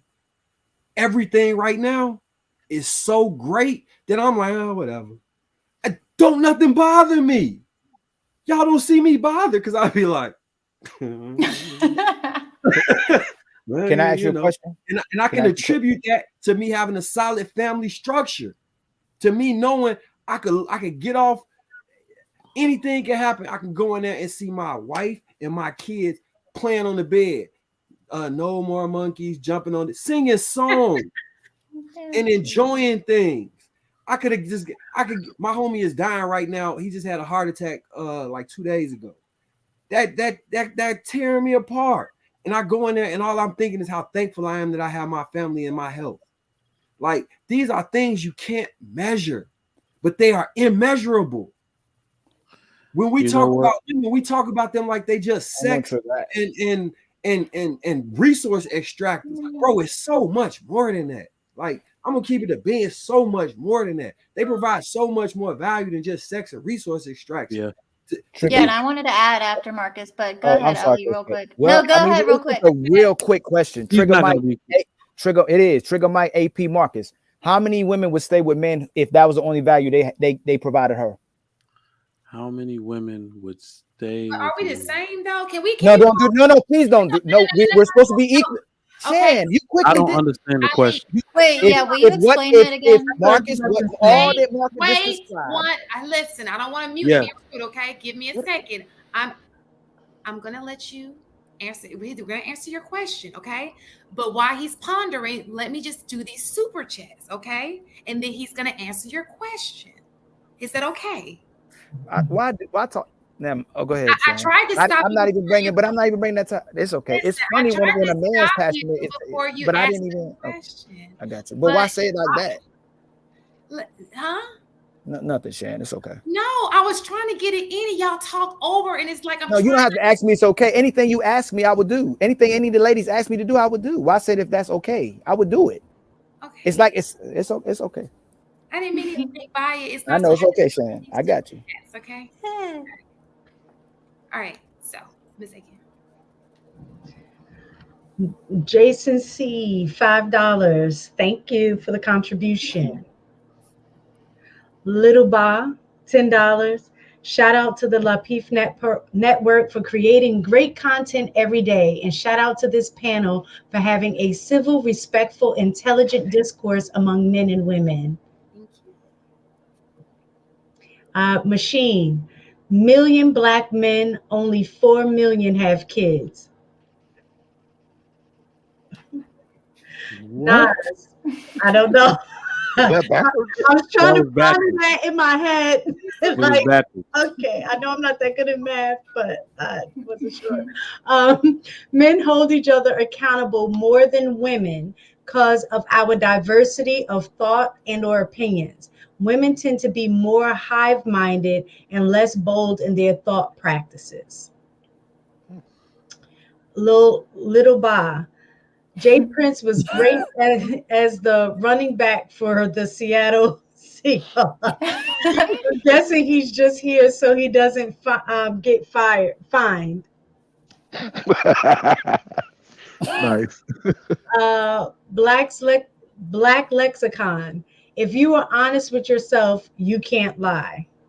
Thank you guys for the super chats. Okay, Ali, your question. I asked the men specifically to see if they'd be honest about it, and or if they're going. And I'm saying honestly again, if we're going to stay on code with what everybody wants to hear, if what Marcus just described was the only value that a man could give a woman, would most women stay with that man? So to answer, No. I want to answer yes or no. I want to, but that's not our purpose. It's We are not. to That's what I'm provide. like. Why would they stay with that? That's not our purpose. We are to provide. We are to protect. We are to cover. So if we're not doing those things, yes, they will leave. If we're not doing our job, our role in the relationship. We are 50-50. We women profess 50-50 in equality. But there's a lot of men that's everything that Marcus just professed is a lot of things that men can bring to the table on top of living and dying for a woman. But most women would leave a man if that's the only quality he brought to the table. Is all I'm saying. That's the main thing I'm saying. And anytime a man brings up what he does, typically, I guess most women might not agree with me on the panel, but when a man brings up what he's done for a woman will shut that down and will tell you to stop bringing that up. But women will always talk about how much they've done, how much they've helped the man possess what he's possessed. But from conversations, whether y'all admit it or not, if you tell a woman what you've helped her to do or what you've done for her, she will rub it in your face and ask you, why do you keep bringing that up? Or you keep bringing up that subject. She will not let you take any credit for what she's done good in her life. Most women, not I'm not saying good women. You know, Coach K, you said you were going to go, right? I'm just going to say, I think not a lot of times, just in terms of conversation, we all speak from our experiences and our lens. So I think is very difficult sometimes to understand what certain things are until you've experienced them.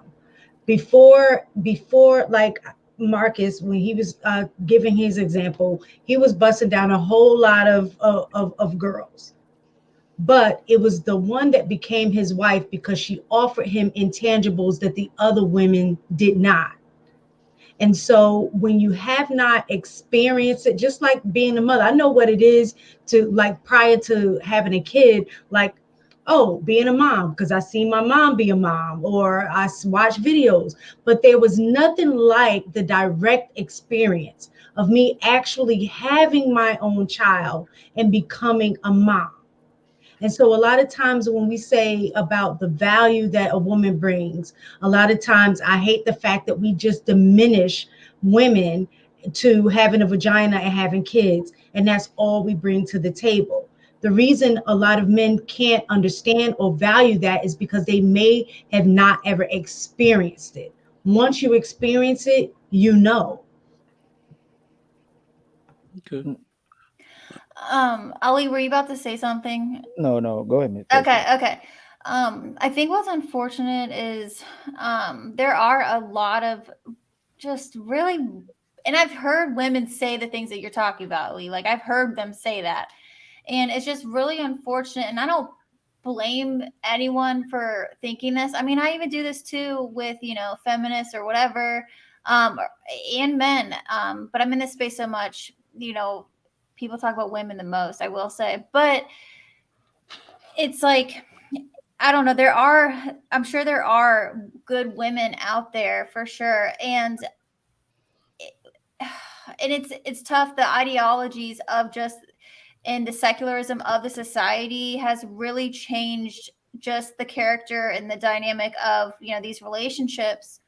But I wanted to say it's just unfortunate because I think a lot of men may not get to experience what a good woman is. And I don't think that a man should have to make six figures to experience what a good woman is. Now, she might not be the same, level, I guess, that a six-figure man gets, I guess. I don't know. But like, nothing's equal in life. Nothing is. And it can't be. I mean, plus humans are very complex.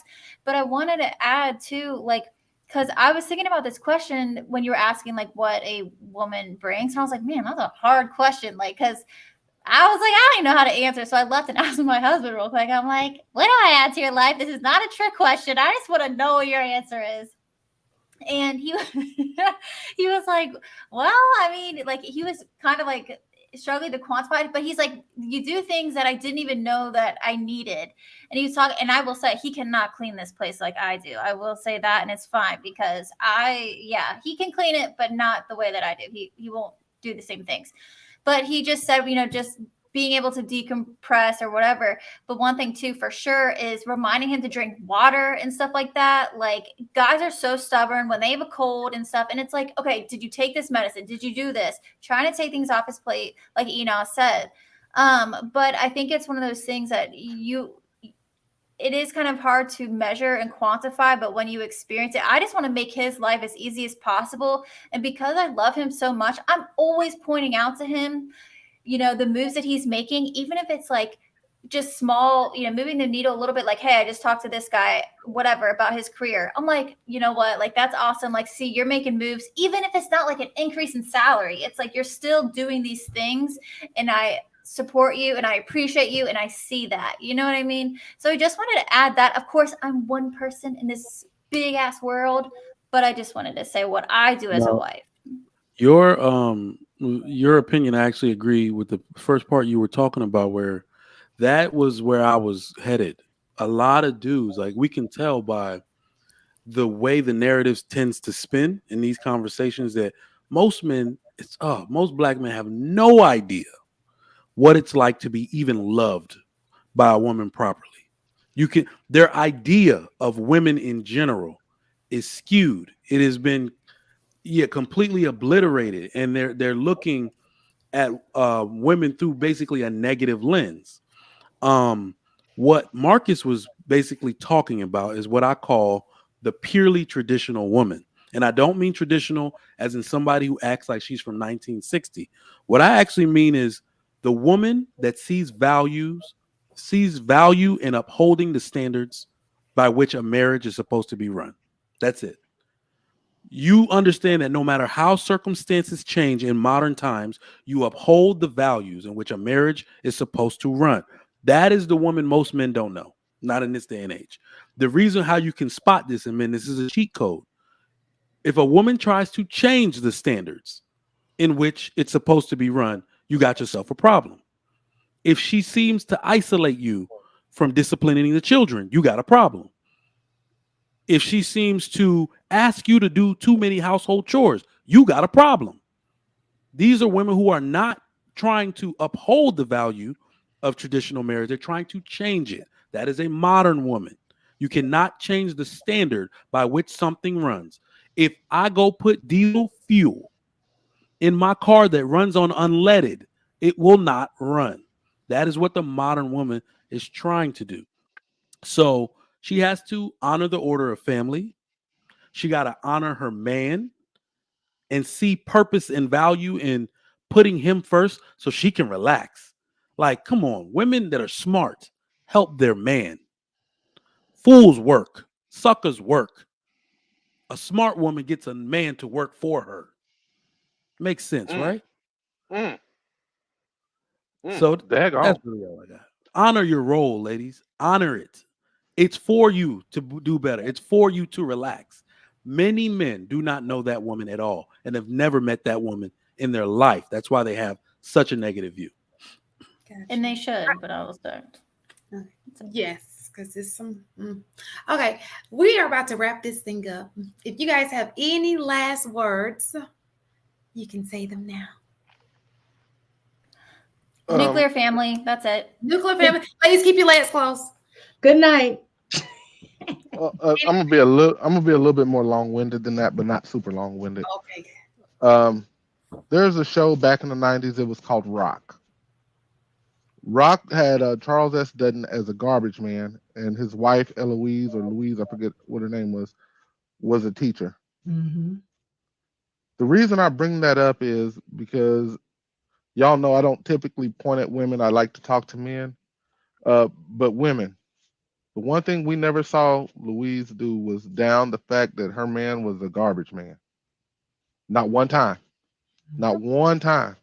He's making $55,000 a year. She was making 48. It was well documented in that show. But not one time did she down him being a garbage man. She continuously celebrated him. I believe there are too many women, especially modern women. When I hear this 6 and the 6 and the 6 and the 6, y'all don't understand what it is to be an actual woman to support your man. If you ever question it, if you ever wonder, watch the 3 seasons of the show Rock. And that'll show you a strong man, what a man is supposed to be, how a man moves, how a man operates. Men, if you want to know, no, you don't necessarily need a 6-figure salary to get a good woman. You don't. Now, I'm going to say continuously grow and be as great as you can possibly be. But if you want to know what a solid dude is, watch that show. He didn't lie, but he also didn't hold his tongue when it came to how to be a man and how to treat a wife. He just made my point, though. Most men could marry any woman, and he could make any woman valuable to himself. Most women ain't gonna date no garbage man. The garbage men get married every day. What are you talking about? Okay, and stay on code. That's fine. I'm just saying. Are you saying garbage men? That's fine. Shan, that's fine. That's what I'm saying. Garbage men don't have wives. He just proved my point. A man will make any woman valuable for him that he sees valuable. Most women will not date a garbage man. Which is I think if the man is of value, he will get married. It doesn't matter what his job is because it's the value. My uncle was a garbage man. He's been married 3 times. His third charm. This is what I mean. This is what I mean by disingenuous conversation. Coach K, would you date a guy? I mean, honestly, not disingenuous. Not y'all. No, because y'all would most Coach K, would most women date a garbage man? You need one. The modern woman, no, guys, come on, y'all. This is what I mean. It ends up gaslighting, and it becomes disingenuous conversations because most men will save women any woman off the streets. Most women are not gonna date the garbage man. It depends on how much you're making based on this day and age. I'm gonna let you know, but I have something to say too. Go ahead. Yeah. So I just want to say this. So Ali, you are right. Most women and most men can make a marriage work with any woman. But here is like, I don't know if you were here when I said it earlier.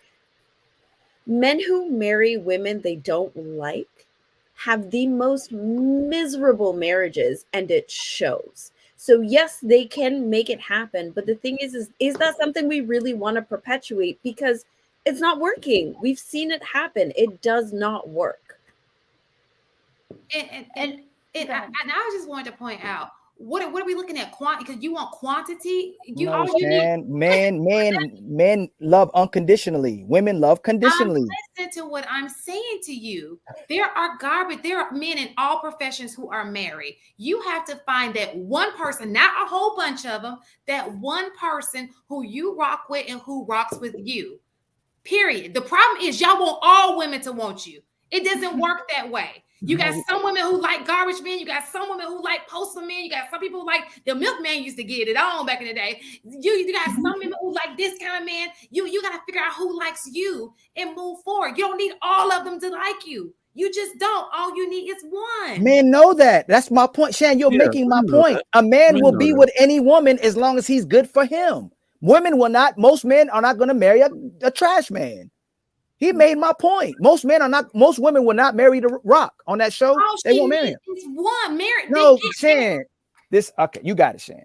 If you're saying to me, the only way you're factual is if you're saying to me that most garbage men are not married. Who? Do garbage men get married? Whether they get, I can't prove whether a garbage man get married or not on a database, Shan. I'm saying most women don't. Most women are chasing after 20% of them. Hold on. With the reason why most women aren't in relationships, because most of them want that 20% of those men. That's who they're chasing after. I see what you're saying. Well, the garbage men so there's only like how many garbage men in a city, for example. All they need is just one, so they can find that one. But let's say that the majority of men in a city are garbage men. I think it would probably be hard for them to all be married, if that makes sense. That's not what I'm saying. I agree with you, Ali. I'm saying that. It's okay, guys. It's okay, no, guys. I agree with you. Society is so on code, and Coach K, mostly you're not on code. I will say this about you. I don't give a shit. You will say a lot of what women need to hear for the most part, but a lot of men and women stay on board and on code for what women want to hear. We do not acknowledge how valuable men. See, look like when I do that. Now watch this. If I do all that, then I'm told that I like Shannon go, can we ask a question? Like I will get interrupted. But if I'm saying something, what are you talking about, Ali? No, I'm just saying that no, the energy, like no, listen to me. We have these kind of conversations all the time. I don't mind the face turning and stuff, but when I do it, everybody will go against the people who go against the truth. But like I mean, against everybody's truth. And it sounds funny. That's fine, Marcus. But majority of people that say opposite, that don't go with the wave and go against the grain, people will make that person look combative. But everybody just continues to say what everybody wants to hear. And what a lot of what's being said is not true. So let me ask one question. So let's take marriage out of it. Do you think that most garbage men have children? So that because to have children means you fucking. Marcus, how are you going to say most garbage men have children? How you just nodding, Marcus? You just stay on code. A woman has opened her legs to you. On code for what, Ali? No, because a garbage man will wife up any woman. Most women will not wife up a garbage man. Hold on. Let me just do a test real quick. If I was a garbage man, would you marry me? No, she wouldn't. I've seen some fine garbage men. Honestly, I have good benefits too. I would do it. Yeah, if I was a garbage man, would you marry me? Yes, because money isn't an issue. You just said no. I said that I have an uncle. I was saying you asked if most women. I don't think. I'm gonna be honest. I don't think most women, especially modern women, this day and age, would go after a garbage man. I don't. I think because now society has very pushed entitled 6 right kind of would most men every man that makes over 6 figures. No, I don't. Me specifically, would I? Yes, I would, because money is not an issue for me. I look at character. This is the 6'9". Marcus, you're picking them and admitting most women wouldn't, and you're still using them as a personal, you're using their personal life to equate to a woman would not, most women would not be with garbage men, Marcus. Majority you're using would them. Not, yes. Okay. And now they told you majority wouldn't be. Let me make a bigger point. Chamonix, the 6'9", doctor, XYZ, knowing me, if I was a garbage man, would you marry me? I gotta look at you. He's how tall? Personalize it. He looks good from here, but he's personalizing it though. No, one garbage man that can get married because of his features versus most of the garbage men. You're losing. Come on, Marcus. Listen, that's what any man. I like. Listen, if Christian Keys was a garbage man, I would definitely date him. It has nothing to do with his profession. It's just I just have a strong crush on him. So if he were carrying my garbage, that would be so wonderful because God means he brought him to my house and he's mine, and I would definitely date him. Look, so I wasn't. Hold on. Let me just get this all out, Coach K. I don't know what's your we 3-3 right now, Coach K. What's your response? Personal. You say what? If I was a garbage man and you were single, would you marry me? Over the doctor or whatever? No, I'm just saying if you. Well, yeah, I don't care.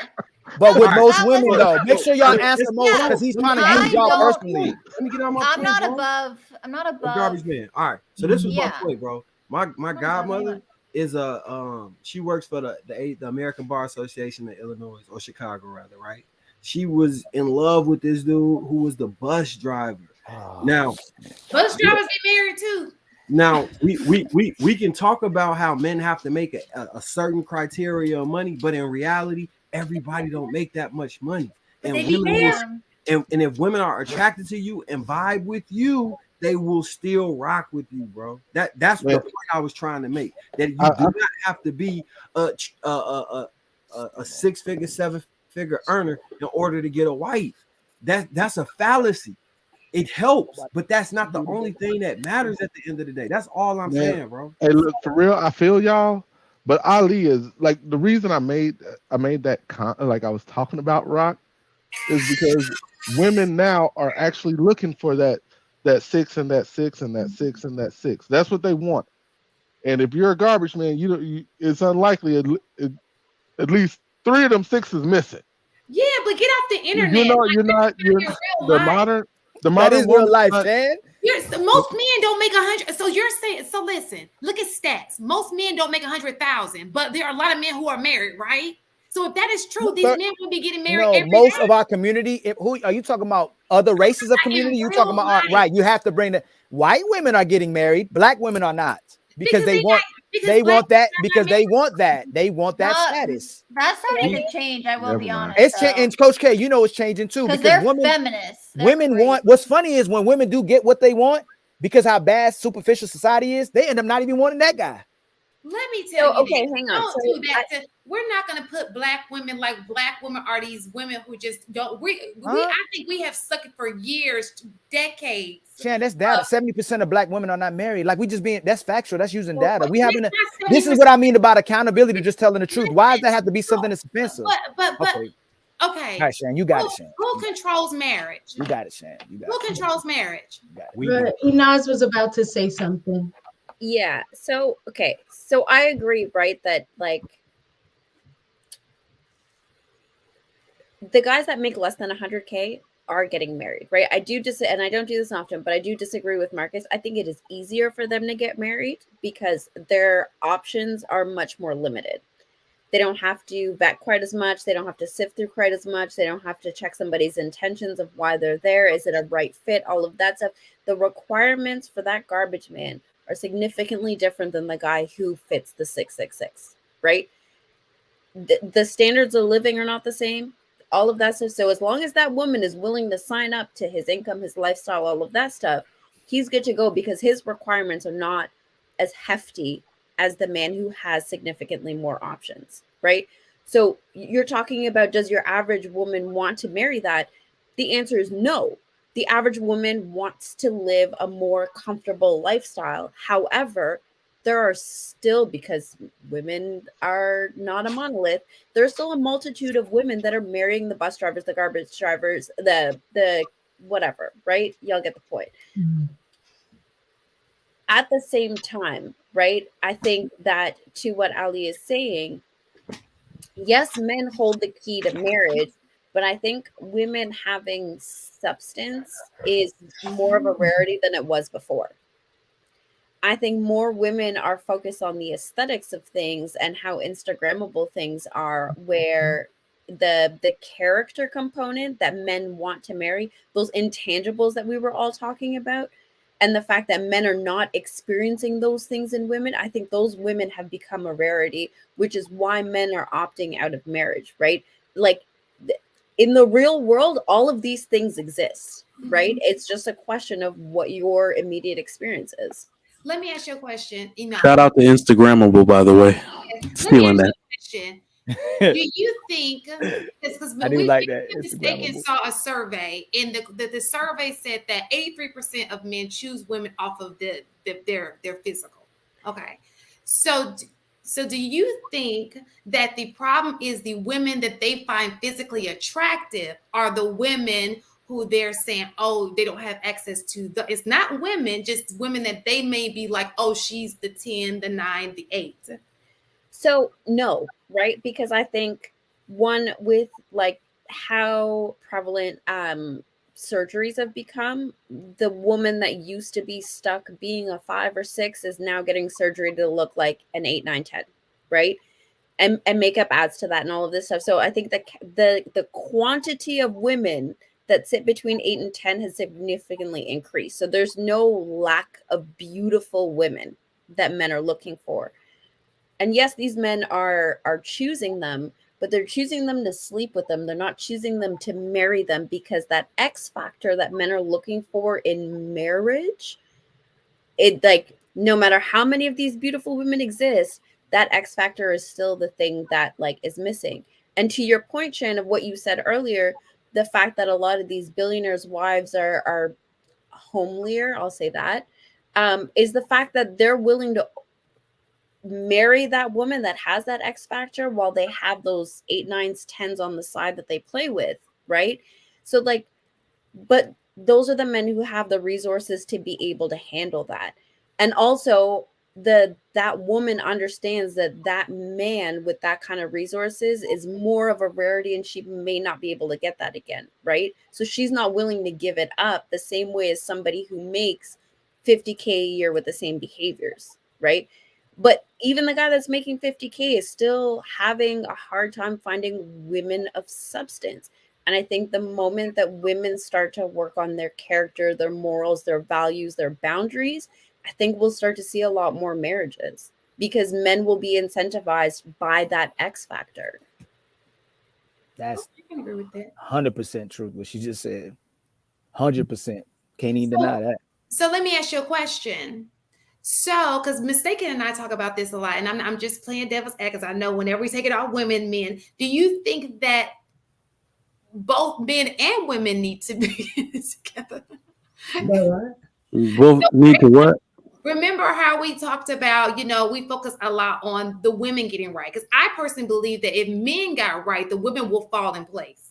Like they would have choice. I'm putting together a show. Let me just say this part. It takes both. I'm putting together a show. That's what I'm saying. It takes both. That's what I'm saying. Well, yeah. I'm putting together a show because, naturally we hear that so much. I see it in the chat. Trigger Mike, why don't you talk to men? Why don't you talk to men? It's so weird. Like because it's not really an equal, not even equal problem. You don't hit it from the same way. I preface this by saying I don't believe there are any more degenerates in proportion in today's society than there ever has been. It's just that women are fraternizing with them, and they never used to do that. You see what I'm saying? Men are soldiers. You can change a man into damn near anything. They are programmable. You can change someone. You can change someone from an incel to a masculine, mature man going through an 8-week boot camp to serve your country in 8 weeks. You told me, but you just said when I asked about the help meet that women don't bring that to the table. They can't assist with a man's progress. What? They Wait, can't. I wasn't talking about a woman. Oh, okay. I don't. Okay, so I don't think that women can assist in the way that women think that they can assist, right? Because again, and Trigger Mike and I had discussed this previously. I think women's job is to inspire that man to be better, right? Don't do it for him. Don't mother him. Don't pick up that, but like to be the kind of woman that inspires that man to naturally want to be better, right? And I think that's the helpmate part, right? Yeah. And men hate that conversation. That was another good in one. these spaces. Men hate that only because I don't need no inspiration. Listen, that's what you get when you listen to a bunch of 1%ers talk. That's why they call 1%ers. The W.E.B. Du Bois call it the talented 10th. 1/10 of men will have the drive all on their own. Okay, that is not most men. Are you making my argument real? No. Wait, You heard me say this before. Oh, it is literally the drive for most men, like Marcus said, to wake up every day and see that woman and those kids. That is his purpose for doing anything better than he did it the day before. That's the purpose of most men. Men will be like, well, you got to have a drive on your own. Well, guess what? They don't. Because think about it, ladies. I always use this example. When you felt comfortable enough to go to that first man's apartment, what the hell did it look like? Was he living like Marcus and Boomerang? Because Marcus and Boomerang had his shit together. He prioritized being a top dog. No, that man's apartment had a futon. It might not even have been a bed in that bit. We can live very, very minimalist lives on our own. Big ass TV and a PlayStation. But put a woman in that house. Nature. Yes, sir. Put a woman in that house. And she says, let's make a home together. Why don't you take more hours and so we can buy this and we buy that? He said, you know what? You sure make this shit look good. I'll do that. That's what most men do. And that's who they do it for. So we can stop capping. Most men won't do nothing. Unless they want to furnish their woman house a little bit better. They got purpose now. She put a battery in their back to get up and go to work every day. Oh, I heard through the grapevine that there's a promotion, babe. I think you'll be great at that. That's what women do. Whew. Speak on it. Okay, we're gonna end with that. You guys we have two. Oh, super chat. Okay. Kenneth Fitzgerald. Ali is not happy in his real life. He always angry. His face is always tight. His jaws are always closed. He's biased because it seems as though he's hurt. Men on this panel are rarely level-headed. Oh, gosh. Libra. I got the scale. Come on now. Most women are concerned with what they can tell their homegirls about their man during happy hour than a marriage. Possibly. All right, you guys. Thank you guys for the super chats. Thank you guys for the panelists for being here with us tonight and having a great conversation. And everybody who is in the chat, thank you guys for being with us. Next week, 9 p.m. Eastern Standard Time. Y'all be safe. I love y'all. Y'all be safe. And your penis in your pants. If y'all enjoyed it and y'all want to see any of this, put it in the comments, please, because they read the comments. The engagement helps, and I want to see the Black House pop up more. We can get it under control, but I just want to see them. Man, that Black House. Y'all come over whenever y'all want to. I've never visited that. I need to come on over. Yeah, you gotta go over there. They're fun. You'll have fun. Okay. All right. When is it? Oh, hold on, Joseph for more. Happy birthday. Oh, Joseph for more. Oh, happy birthday, Joseph. Oh, happy birthday. Happy birthday. Wait, when is the Black House on? Oh, they come on whenever they want to. You got just subscribe. No, you can't keep up with them. You can't keep up with them. Trigger Mike, you be watching. No, live. Like and Trigger Mike be. We know he be watching, but his bots be watching too. He got bots on our Trigger Mike. The caffeinated Trigger Mike keeps. Bro, he got an eye. He got an eyes. His eyes. You like see the picture this dude put on his page of me looking. Hey, that means you real. If you got a bot, that means hey, you got to follow me. You got a bot. Roger Rabbit. Remember every time I try to talk to him, he be like, my eyes like that. Every time I try to talk to him, he be like, "What's up, fake me?" I'll be like, "I'm what? I mean me." You All right, y'all. We gotta go after hours. With a These real let trigger me might just tell stand up. y'all because they be talking in here to like I wake up, I'll fall asleep on the couch and I'll look and I'm like, are they still in there talking? It's like 6 o'clock in the morning. I'm like, I got a class to teach in the That's morning. when everybody ain't on code. we be on that after the after party. Give me a link. I just tried to YouTube it, and I know this isn't it. Talk about Y'all should do it though. We're trying to do that too. Y'all should do something like after hours and try to make it something where it's I like be falling something. asleep every time though. And to everybody that don't know, all this stuff JP be saying about black women is actually his way of flirting because he toxic. Right. So He loves women. Like he really wants. get mad. He has a No, He really has a good heart. He loves all of them. He loves women. black Every women. every dude that's that toxic got at least 3 baby mamas. That's why He they not. do it. He not the way people. He just says. So He just says bluntly. He's still smashing them all. He actually a really Right, good but if guy, he's so toxic, really how you kind getting women to person. smash? He just is who he That is. ain't got nothing to do with being. Nah, it is. The word you talking Because out your mouth. women will tell me I might hate women. I mean, How how the does a men smash? sociopath find so many women? tell me that I don't know. don't hate women, Especially if you tell the truth.